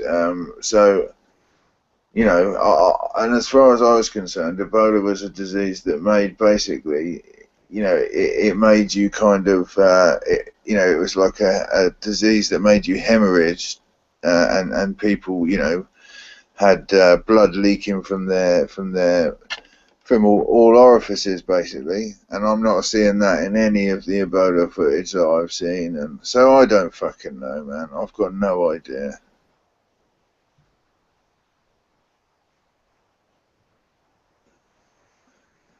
If you wanna go on sites like davidicke.com, then it's all about the vaccine and Agenda 21 and have you read Agenda 21? I don't know that I've read the actual agenda, but I know what it pertains to. Yeah, you can buy the book. I think it's about €50. It's pretty in depth. Sounds really great when you look at it. I've not bought the book, I've got to say. I've read passages and things that people have put online about Agenda 21. And not, the, shall we say, the doomsayers, the naysayers. Just things that I've read about Agenda 21 in general speak. And I have to say, that once you start questioning certain points of it, you can only eventually come down to one point, and it is really about, you know, sustainability, and sustainability on a global level. What fish have we got? How many hectares of land have we got? Blah blah blah. Now, I'm not saying that Agenda 21 is how to put this. I don't think that the Agenda 21 really fully takes into account the understanding of most people. I think that, but in fact, I'll change that. I think it does, because of that. I think that most people haven't really got a fucking clue about it. If you read it and analyse it, it's all about getting shut of us. That's what it's about. It's well, I think that for generations, there were large, huge wars or plagues or things like that, which wiped out vast swathes of humanity, and kind of kept everything in check. And whether or not it's that the human race now has found a way to have warning of those kind of events, if they're going to be natural events, or battle against them if they're going to be viruses or sort of illnesses or whatever. Yeah, I mean, I think there probably is a sort of a bit of a population problem. Well, it was talked about in the 60s, 70s. Henry Kissinger was one of them. You probably have, but you Google depopulation 1960s conference, blah blah blah. I'm sure you'll come up with something that refers to, that. Has anyone heard of Project Bluebeam? Yeah, Bluebeam, was that the lights that you can project onto? Scare the religious into the thought of the coming, and that's right. Yeah. Yeah, that was in the started in the finished in the 90s anyway, supposedly. I can't remember when the start date was, but it was definitely cancelled around about 1996, I think. I can't tell you exactly either. Sorry? I can't tell you exactly when it was either. Yeah, it was about 96, I think, that it was cancelled. But when things like that are cancelled, obviously, well, they're not really cancelled, are they? They're bought up and used for military purposes, I suppose. But nobody would be able to prove that fact. But no. Can't prove that fucking Santa Claus was ever fucking riding on a sleigh with, Rudolph Randolph or whatever it was, with sleigh bells around its neck, dropping fucking presents for people. So, go figure.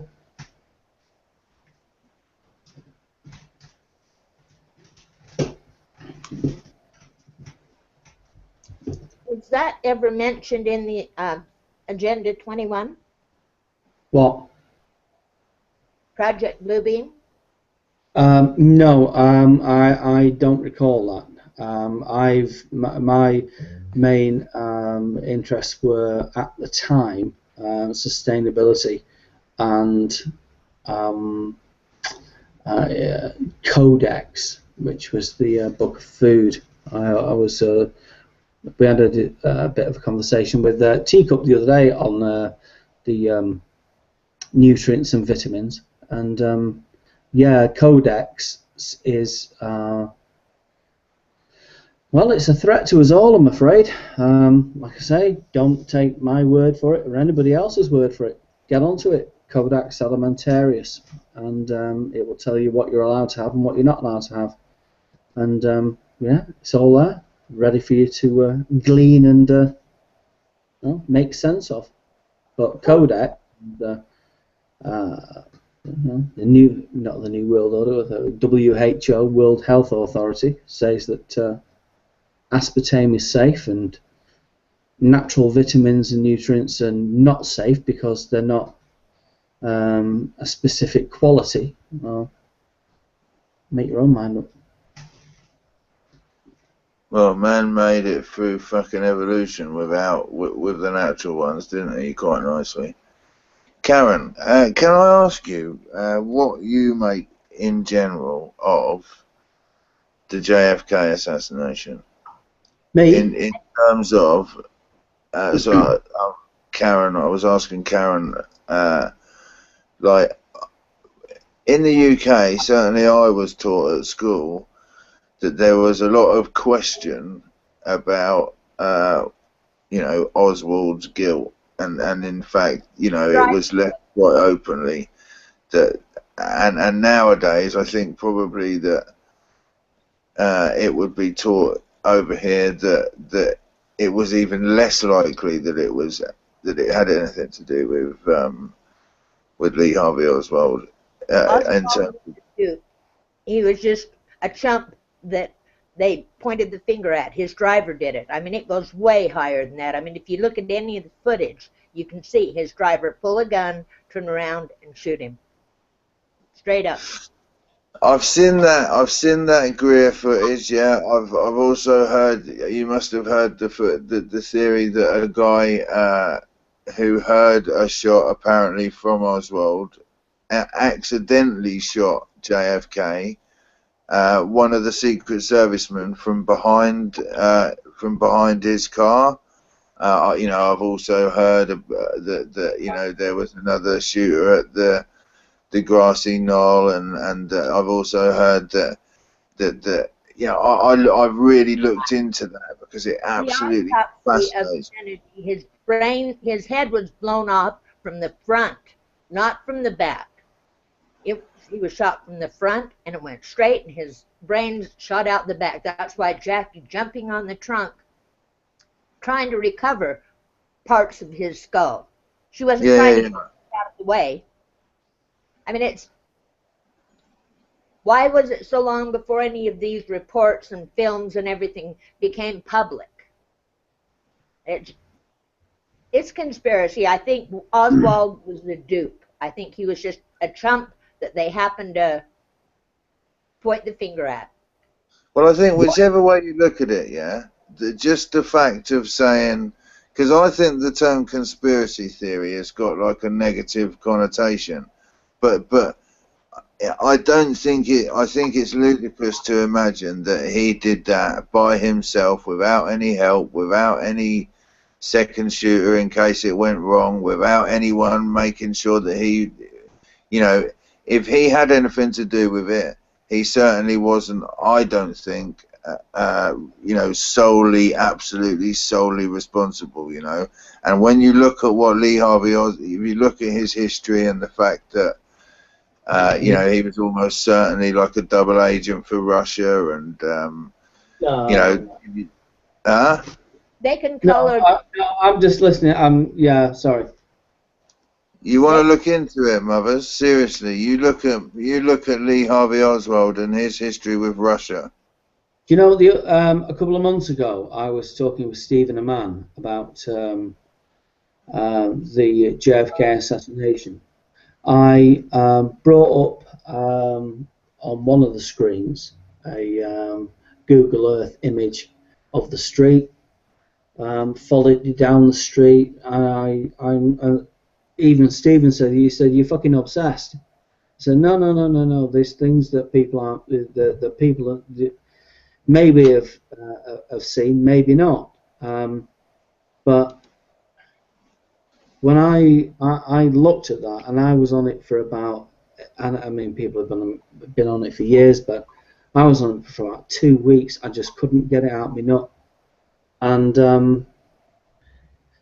I've got to say, there's a couple of irregularities that I don't get. I really don't get. I brought up. Disappearing. I mean, I don't know. Sorry, it was the shooting. Depending on what footage you've seen, and I think they're all kind of similar, but what I've seen, there is 3 shots. There may be a 4th. Maybe one from the driver's side. Certainly one from the back, most definitely in my opinion, and certainly 2 from the front. But the trajectory of one of the bullets does not suggest that it's coming from the grassy knoll. It clearly suggests to me that it's coming from where the bridge was in front of the car. I think that was a railway bridge, either under the bridge or on top of the bridge, facing down. However, this is the thing. If you look at the Google Earth image and you can link them up, if you've got a couple of screens, I mean, I've only got a laptop and another monitor that I plug into, so I've got double a desktop. It seems to, from what I can remember, come from one side of the sign, and it doesn't correspond to where he was hit. Well, and the book depository was so far over his right shoulder, not his left shoulder, his right shoulder. And the the book's depository, in my view, is no disrespect, but I think that's a lot of that's a lot of bollocks. I do too. That's what I'm trying to say. Sorry. Continue, babe. Sorry.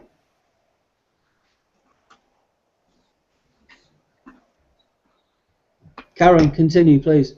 Oh, that's what I was trying to say too. I think it is a bunch of bollocks. I think Oswald was a chump, just somebody to put the blame on, and I think when Ruby went in and killed him was to get him to keep his mouth shut because he was a loose cannon. Well, that may be. I think the reason why that. I mean, I think there was a couple of reasons why Oswald well, not that Oswald was framed for it, but I think the reason why he was killed, Kennedy, that is because of the banking industry. I think it's financial for Kennedy. I think he had a few vices with a few well-known. He was against secret societies, man. He was totally against secret societies, and that's what it was all about. He was. Yeah, absolutely, and that's the banking industry. I think that Kennedy, for all his faults, shall we say, that have been portrayed in the media, I think that if he would have been, how shall we say, I think his legacy, we wouldn't be in the shit that we're in today.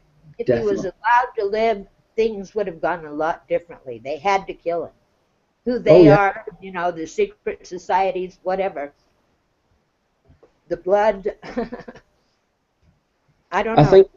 I think he quoted one of your famous presidents saying that something about standing armies and bankers are are worse than any standing army and blah blah blah. Well, whether it's bankers, I think it's a financial institution.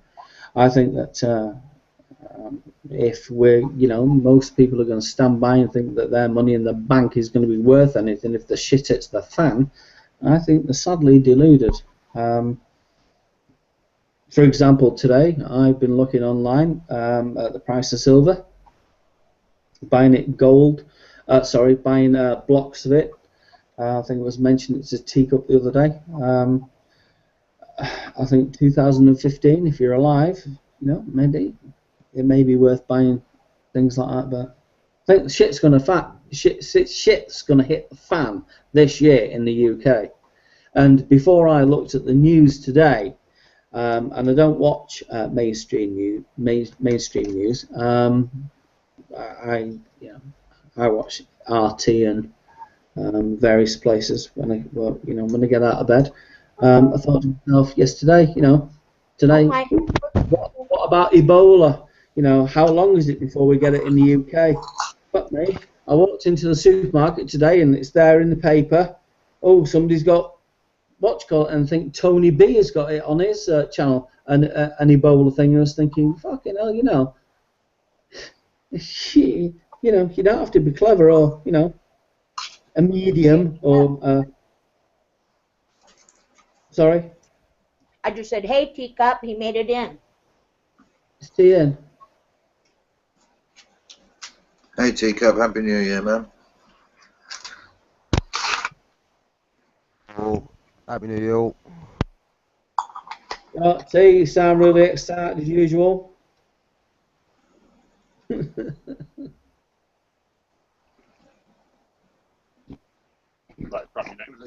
Teacup. Yo. What's up, Wardy? Happy New Year, dude. Yeah, you too, dude. Yeah. Like it? Who wants it? I don't know. We'll take those.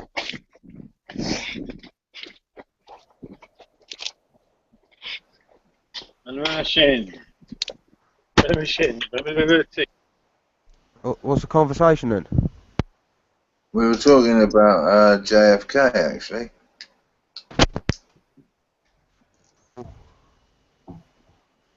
Anything interesting? Did anyone solve it? No. Well, I did, I think. That's why we were hoping we were so pleased to see you. We were hoping you might have had the answers. Well out of my league, mate. I ain't got a magic hat for that one. I don't believe that.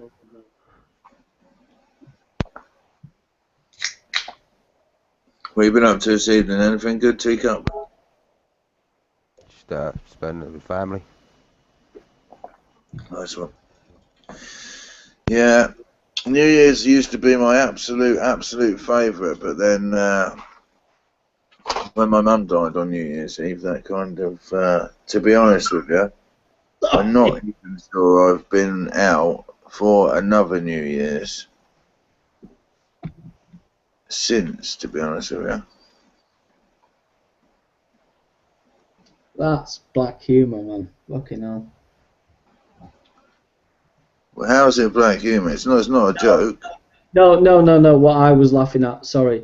Yeah, it's not funny, but New Year and the way you described it, it was actually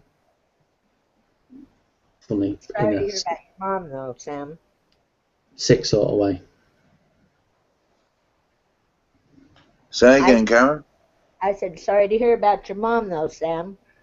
I stopped celebrating New Year's when I got old. Yeah, no worries, man. It was 15 years ago. Yeah, I think as a kid growing up who grew up in a family where there was no religion, we discussed this the other night. New Year's Eve was an evening that I felt sort of part of, and like I was celebrating something that meant something to me. Does that make sense? Rather than, something that was. I mean, Christmas was always a bit of a chore to me from the age of having my own friends and wanting to do what I wanted to do. Christmas was a chore to me because my mum used to want to go up to see her brother in Plymouth or wherever he was. So generally, Christmas was a time when I couldn't be around people I wanted to be around. So it was never a time that I particularly enjoyed. But New Year's, yeah, I always liked New Year's Eve. And one of my friends, it's his birthday on like today as well, and so some of the very good memories and some of the real good parties I went to were his birthday parties on New Year's Eve.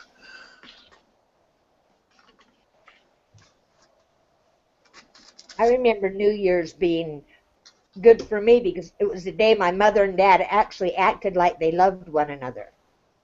And my mother would dress up like a princess, and my dad would dress up, you know, all in their fine regalia, and they'd go party, and they'd make plans ahead of time. Then they'd leave us alone, and we could get in their liquor cabinet. Were your parents Mormon as well? I think you said that they were, yeah. Well, they fell away from the church.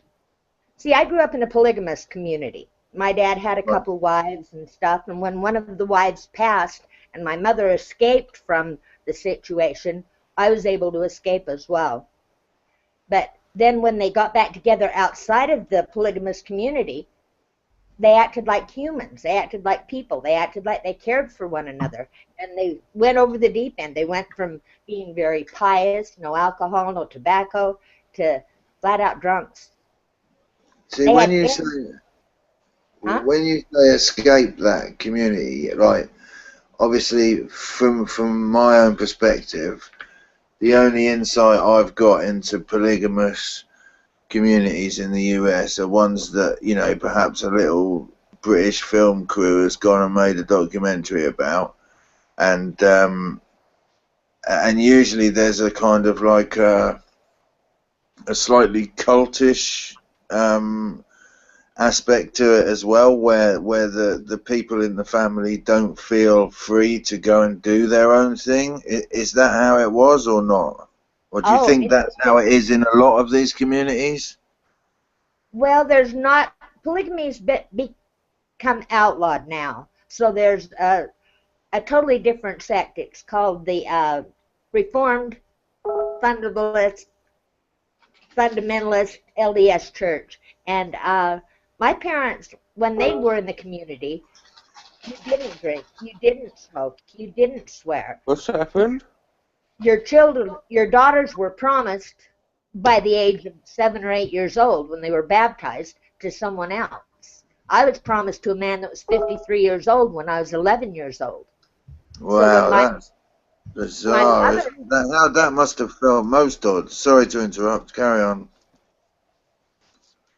But when my mother ran away, my dad was still within the community, but he was almost shunned for allowing his wife to leave and for not dragging her back. Right. And when he was unable to bring her back in, he left the community. And he stayed out of that. And their whole lifestyle changed. I mean, it was totally opposite of anything I'd ever grown up in. So I think that's kind of why I turned into whoever's music there. Mark's not here to music.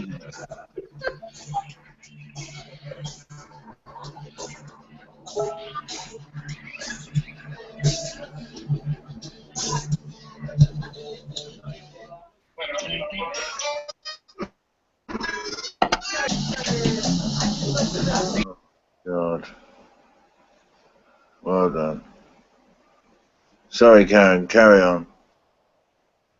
Well, I was just saying, I think when I was, my parents finally broke away from the community, and it was Colorado City. That's why when Phoenix mentioned that he had family in Colorado City, I brought up the polygamy end of it, because that's where I grew up. Right. And when my parents broke away from it, and I saw them going to church, reading scriptures, shunning their eldest son and putting him out of the community when he was 11 years old and just throwing him on the street, to being no longer being that way, I turned into a wild child. I was hitchhiking at, 12, 13 years old, hitchhiking across Woodstock at 17, hitchhiking with a child of my own. So, I mean, it's just... And that was pure peer influence that was making your parents behave like that before they left that community, most likely. It reminds me so much of Jimmy Jones and his little cult that it's scary.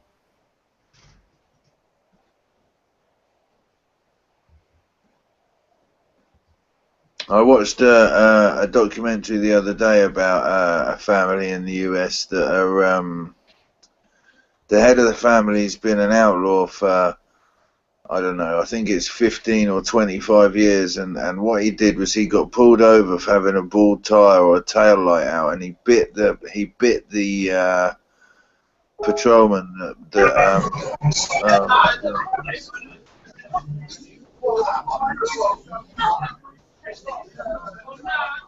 I don't know why people assume for a second. Well, fantastic. He bit this patrolman on the way home, and to cut a long story short, he managed to make it back to his farm, and he kind of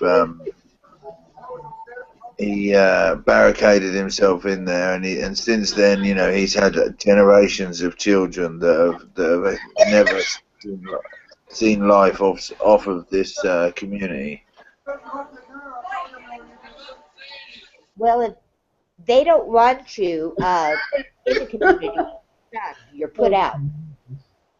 If you know you're living their doctrine and living their gospel, just like Warren Jeffs, you may have heard something about him and the child abuse that was going on and the forced marriages and that kind of nonsense. They finally picked him up and put him in jail. But if there's someone that the authorities are looking for and trying to find, if you'll go into those communities, you'll never find them.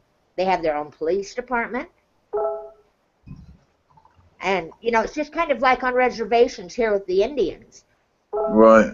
Our authority, you know, the white man's authority has no jurisdiction over their reservation. It's just like that in the community.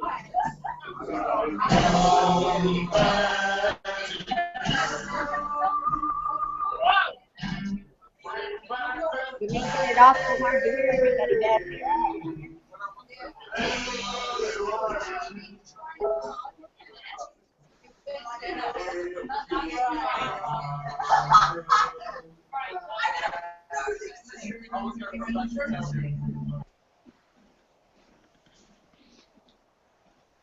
I'll see if I can find this documentary and I'll put it in the link. Okay. Perhaps you can watch it. It's quite interesting.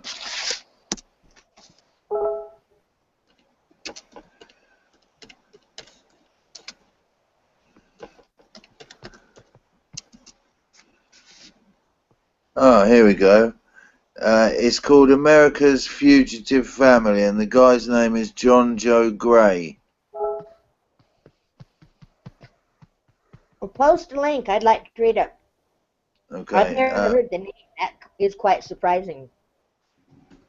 Because I still have. There's a documentary you can watch.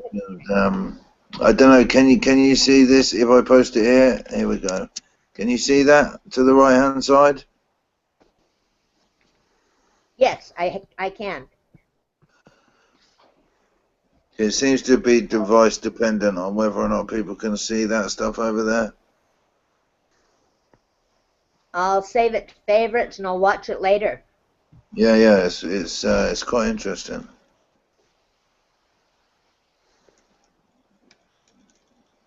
The communities are so tightly knit that if you're looking for someone, you will never, ever, ever find them. No, and I can imagine for the people that those communities, it must be extremely hard to know who to speak to in those communities about trying to do that for fear of being shopped. Well, you can't. You can't talk to anybody because you don't know. You know, they call each other brother and sister, and most of them are brothers. You don't know who you can speak with or who you can trust. I don't know how my mother got out of it like she did. She got out of it with 5 children. Wow. Yeah, that must have taken some organizing. Got out of it. She had to have had someone, you know, someone that she trusted outside of the community to have even been able to be successful. Yeah. Yeah, there's no way you're doing it with 5 kids without some help, is there? Nope, and she wouldn't leave one of us behind.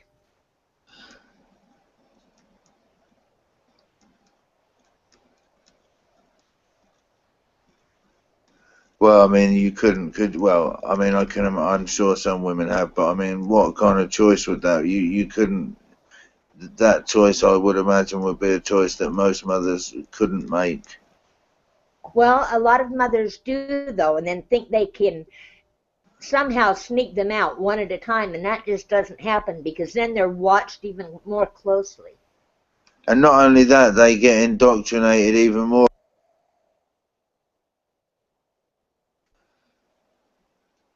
How come your mic keeps muting?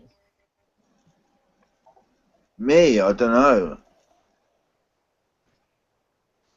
Yeah, you broke up on my end as well.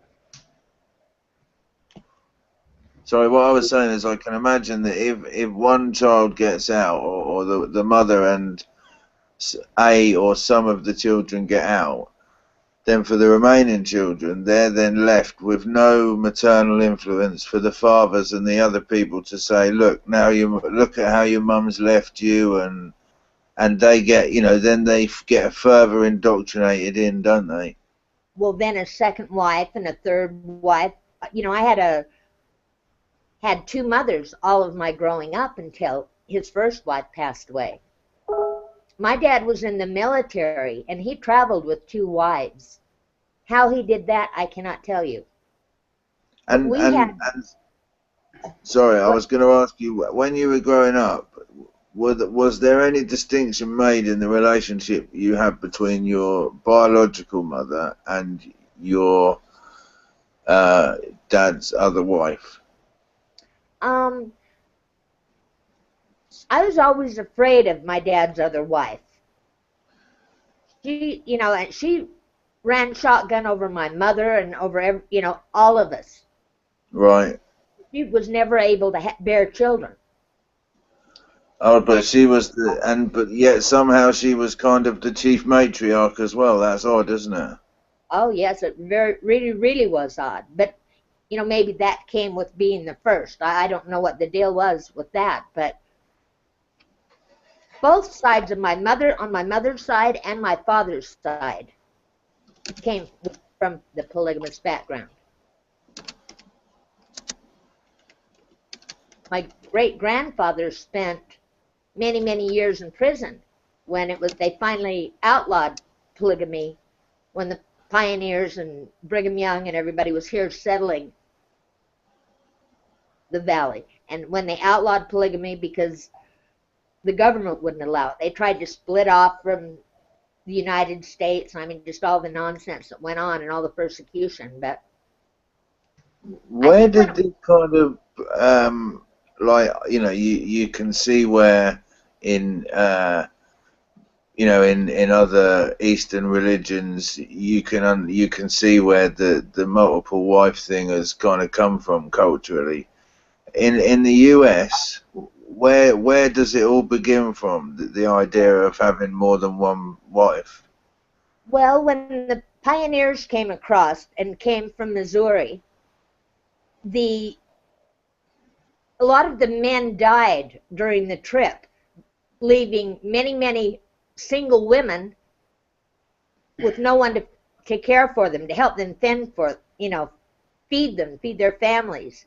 So rather than allowing them to come into another family, they married them and brought them in. I guess they thought it was shameful. And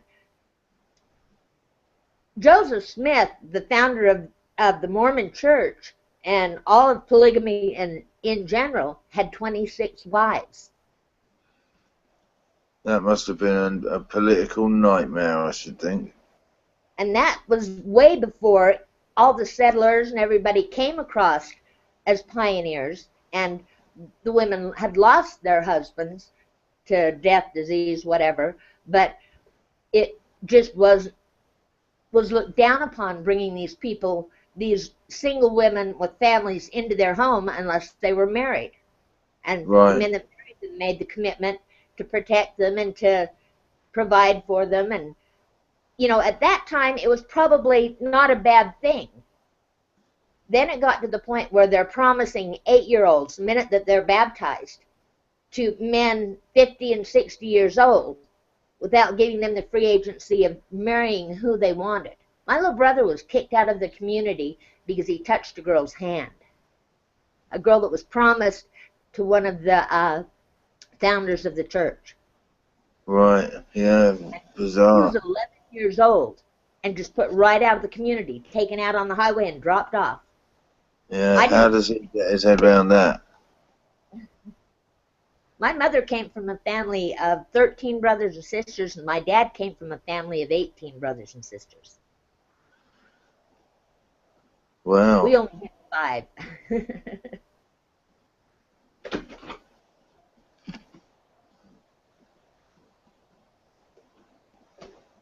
My mother was 16 when she had her first child, and my dad was 39. So pedophilia.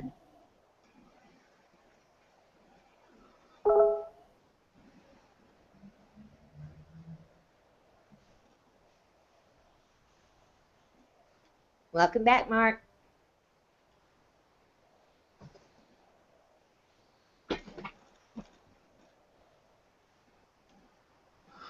Sorry, you got cut off there, Karen. Well, children, you know, at such a young age being promised to old men that had no business taking on. There was no reason to take on a second, a third, a fourth wife. Pedophilia ran rampant. Yeah, I can imagine it did, yeah. I knew a 12-year-old girl that tried to run away from a proposed marriage when she was to be married at 13. And they beat her and brought her back. And her wedding, she was bloody. She was a mess. And it was performed in front of the whole congregation. Knowing that this was the girl. I mean, then you know, like you say, paedophilia just then becomes absolutely, completely a part of it and a result of it and sort of totally inescapable for the people. Yeah, I mean, and then the people that have grown up with that and had children, knowing then that what their children are going to be exposed to, yeah, it must be a bizarre, you know, really kind of weird life to have to. I think that's why my mother ran away. I think, you know, she saw my time approaching rather rapidly and knew how against and how much I didn't want it to happen. That I look at it as a form of her rescuing me. Hmm. So you say at the age of what did you say? 11, you were promised to a 59-year-old chap. I was promised at actually 8 years old, and he was 59 at the time. Yeah, that's just fucked up, isn't it? And I think it's all based on the fact that the only time the people in that religion could have sex was to procreate. So it was just a good excuse for him to have sex, have as many wives as he can, so he could have sex every night. Yeah. But not with a fucking 8-year-old, eh? No, I wouldn't. They wouldn't have allowed me. I was promised then. They wouldn't have allowed me to be married until I was 13. That is the age. And what were you told about it, Karen? And you know what I mean? What kind of, how much? I was groomed for it. I was, you know, not allowed to be in the company of other boys. I had to be with all girls. We weren't allowed to attend school with boys. We were made to drop out of school. I didn't go beyond the 9th grade. Right. I was lucky to have been able to have gone that long.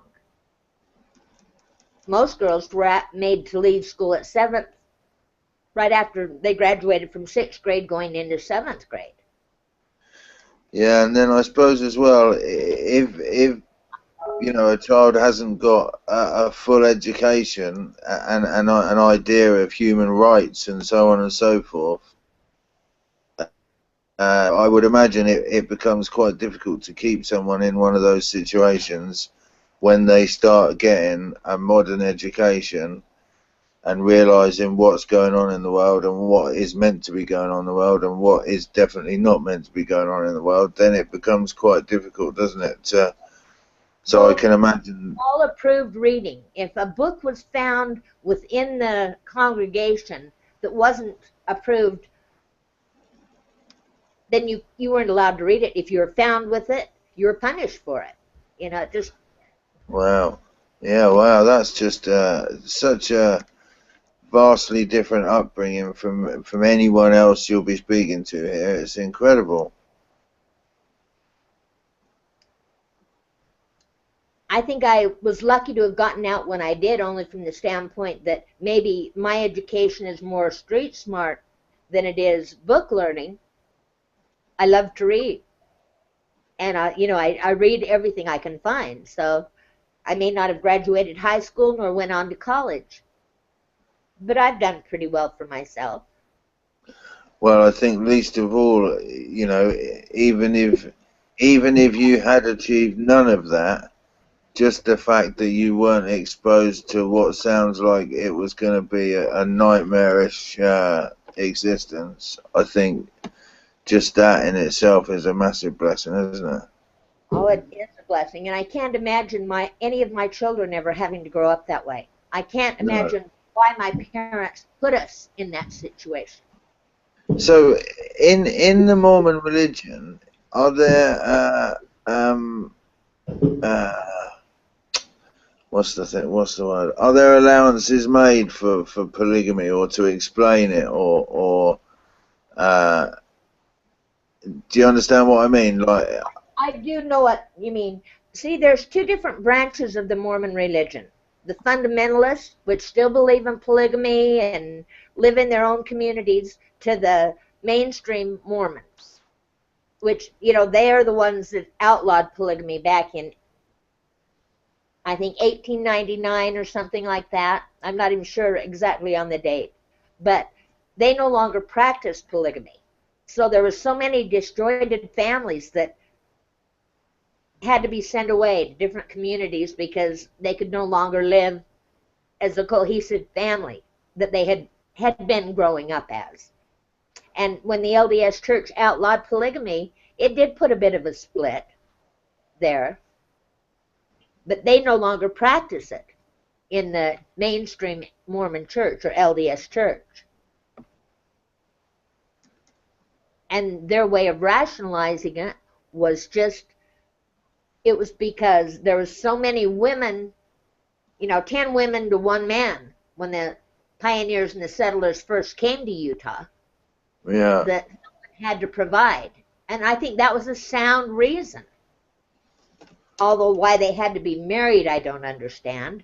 Why they couldn't have just welcomed them into their home and helped take care of them as a community, I don't know. But well, I suppose for want of just in looking at it in a really cold sense, there had to be an incentive, if you will, for the fucking blokes. I don't know. I mean, you can only imagine at the conversations that go on when these things are kind of being worked out, can't you? Yes. And like I said, the only time they're allowed to have sex is when they're going to procreate. Exactly, yeah.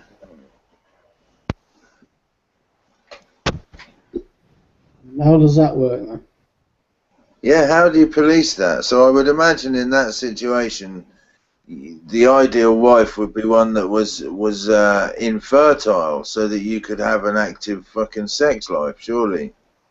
Oh, we're just trying again. We didn't have any luck. Yeah, we're just having another go.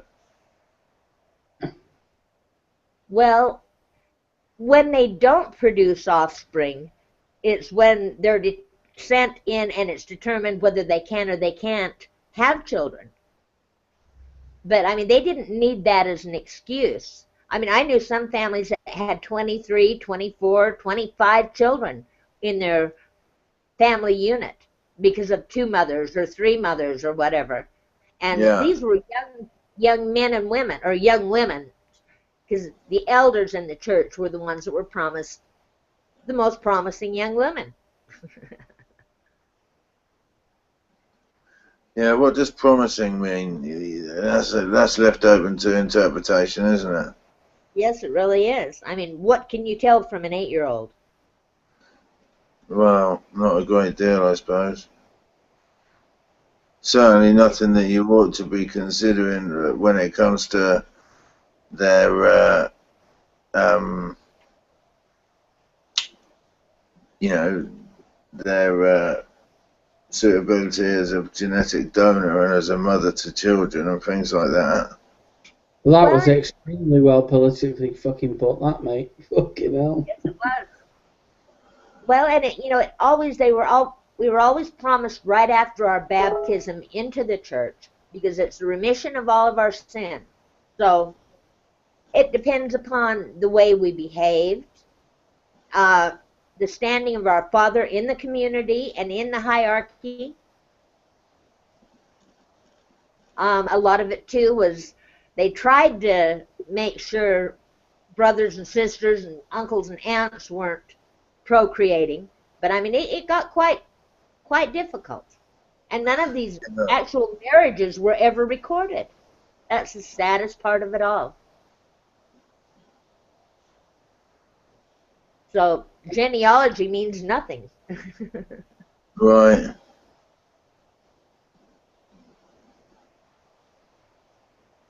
Yeah, I think you might, watching that documentary, although it's in Texas, and I don't even know if there was any, I'm not even sure if the religion of those people was mentioned at all.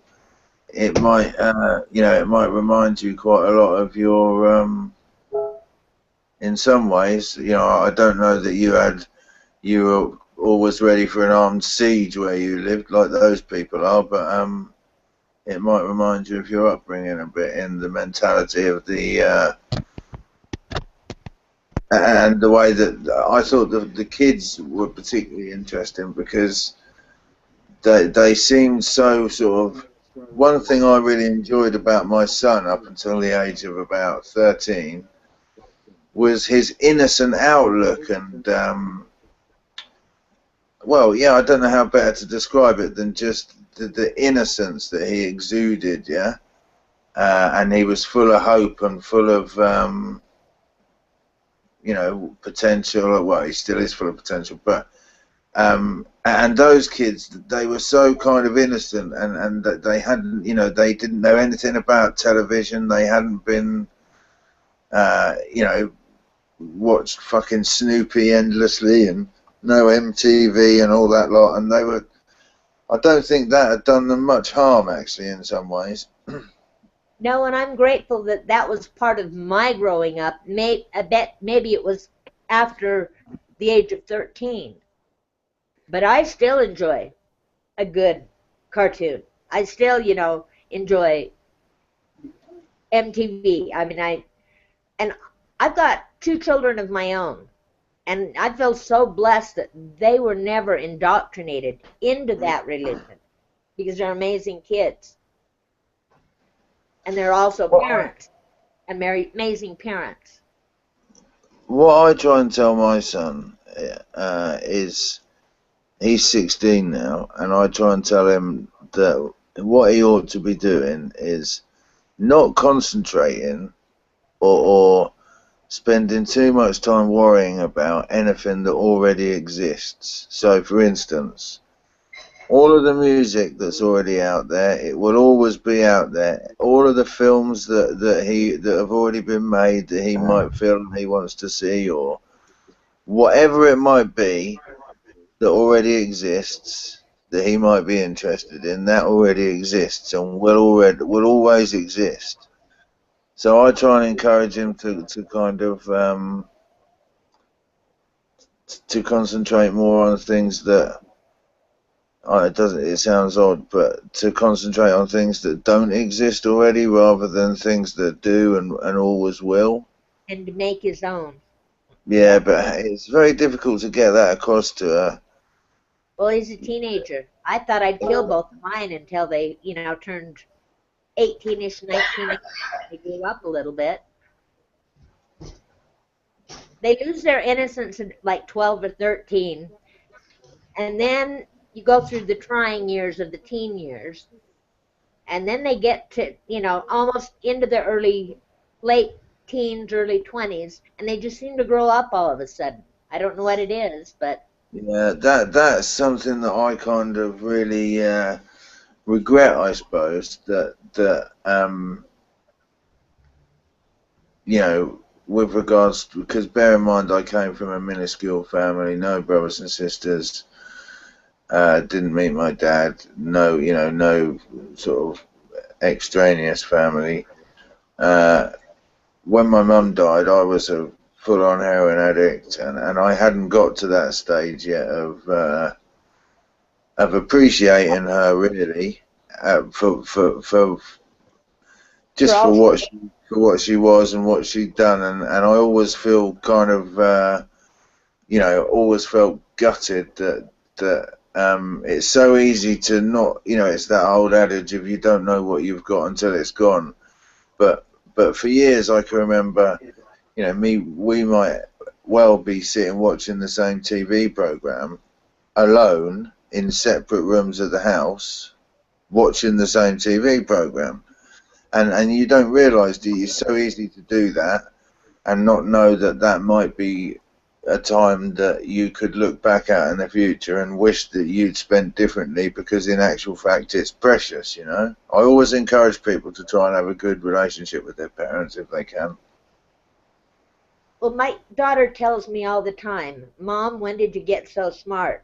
She says, I'm sorry for all the horrible things I've done. You know, I understand now, and I can appreciate that. It makes me feel good knowing that she feels that way. And I knew it would come to that point. I'm just glad I was here for her to tell me that, because I think she needed it. Yeah.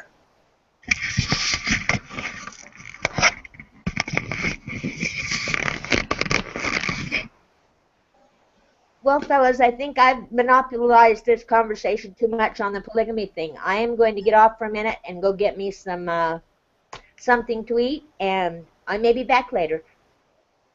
Okay, well, I'll probably be gone when you're back, because I'm going to sign off soon and go to bed. But take care, look after yourself. Take care, everyone. See you later. Interesting lady, man. Well, lived an interesting life by the sounds of things.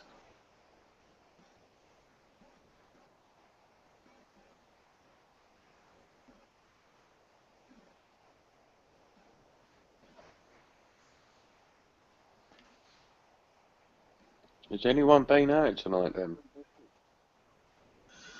I went out to try and buy some tobacco to discover that fucking all the shops were shut, because now, for some reason or another, the shops shut early on New Year's Eve. So I had to buy some Golden Virginia, which was I'm still a little bit wounded about, and pay over the odds for it as well, because I bought it in a pub. So that was me going out. That was my New Year's Eve out. Do you know what? I've just been speaking for about 25 minutes. I just thought, just discovered that my mic's been muted. Were you laughing maniacally, mothers? No, I've been talking and leaving comments for the last 20 fucking minutes, and my mic's been muted.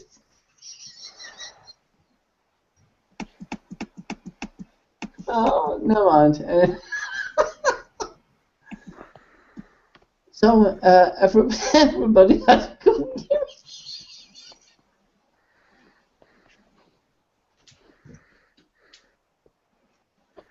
Ah, fuck it, no. Everybody had a good New Year. Well, the 1 minute, 51 minutes I've spent so far have been sort of middling, to be honest with you.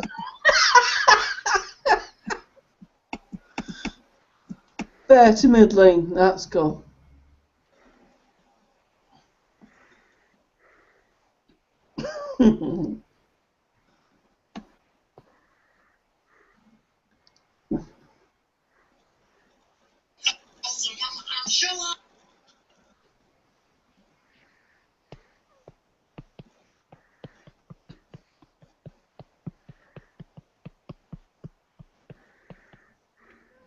I don't know what it is, yeah. Ever since you guys have been talking about that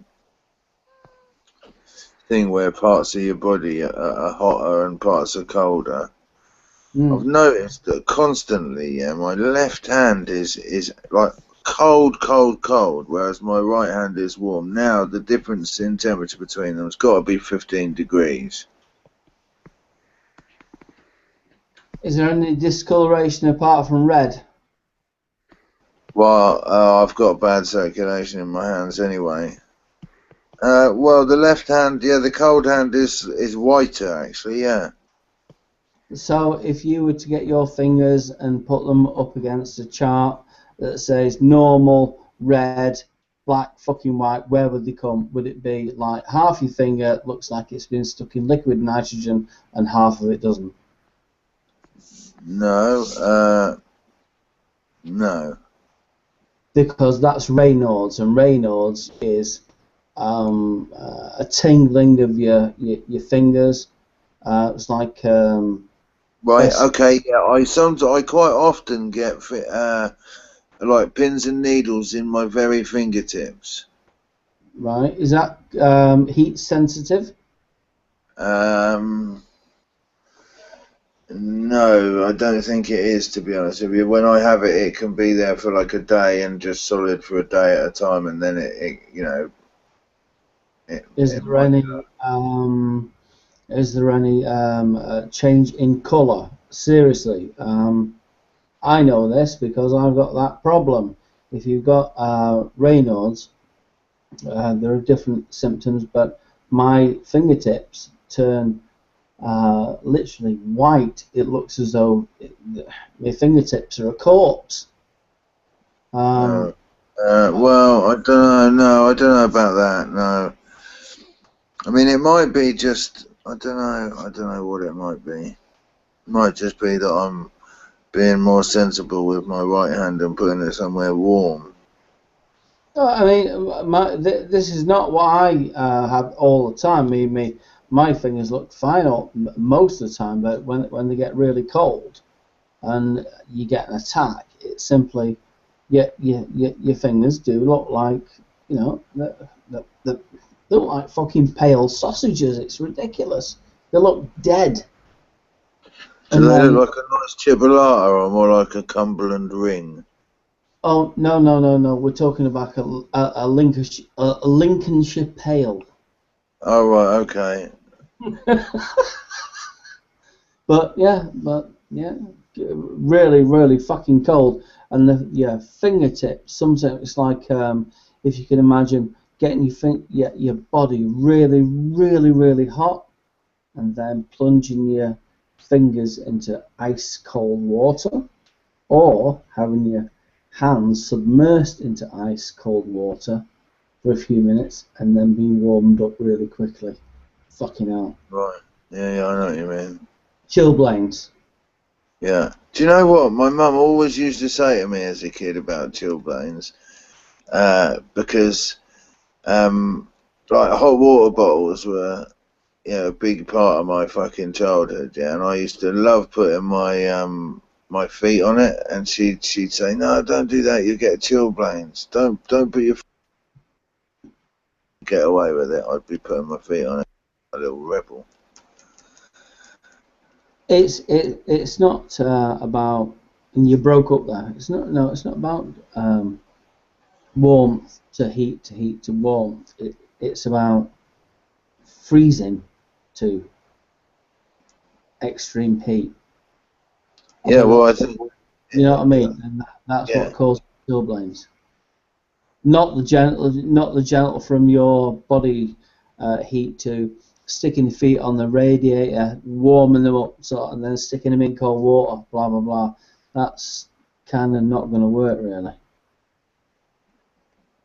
But I get where you're coming from. Well, it was probably quite cold. I mean, she her diagnosis.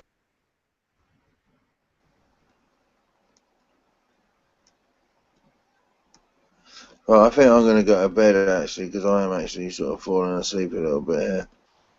Oh well, I didn't get that anyway. But anyway, have a nice evening, and I might as well, guys. Have a nice new year, a lot of you. Yeah. Take care. See you later, everybody. See you later, mothers. See See you later, Mark. I don't even know if you're there. I can just see your number plate. Sending that through to the CIA now. Fan F394. Okay, tell her, guys. Alright, that's on.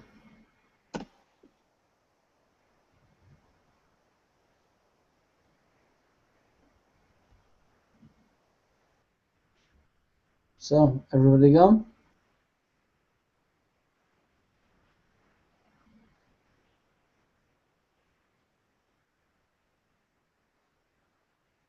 Hello?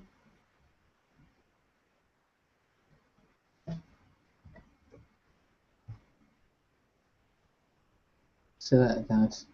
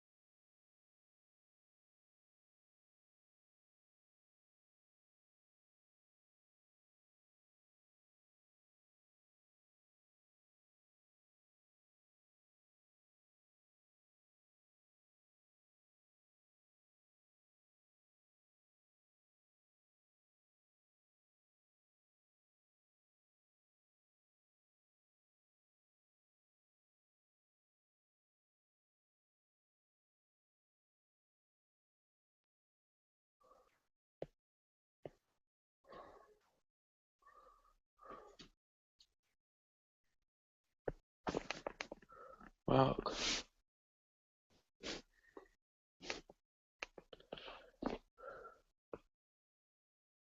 Mark. I can't even hear you, man. I can't hear you. That's better. Thanks. Yeah. What's going on? Where's everyone gone? I don't know, man. I just went in there for a few minutes, popped back out, and everybody's gone. There was like quite a few in there. Mother's Milk There and all was the loads rest. of people in here a second ago. I was in here literally 2 minutes ago. Yeah. Dunno. Because, yeah, Sam, Teacup, Mothers, Wardy. Yeah, they were all in there, weren't they? Fuck no, man. Don't give up. Give fucking up. Oh, hello. Who's what now? Yeah, yeah, exactly. Yeah.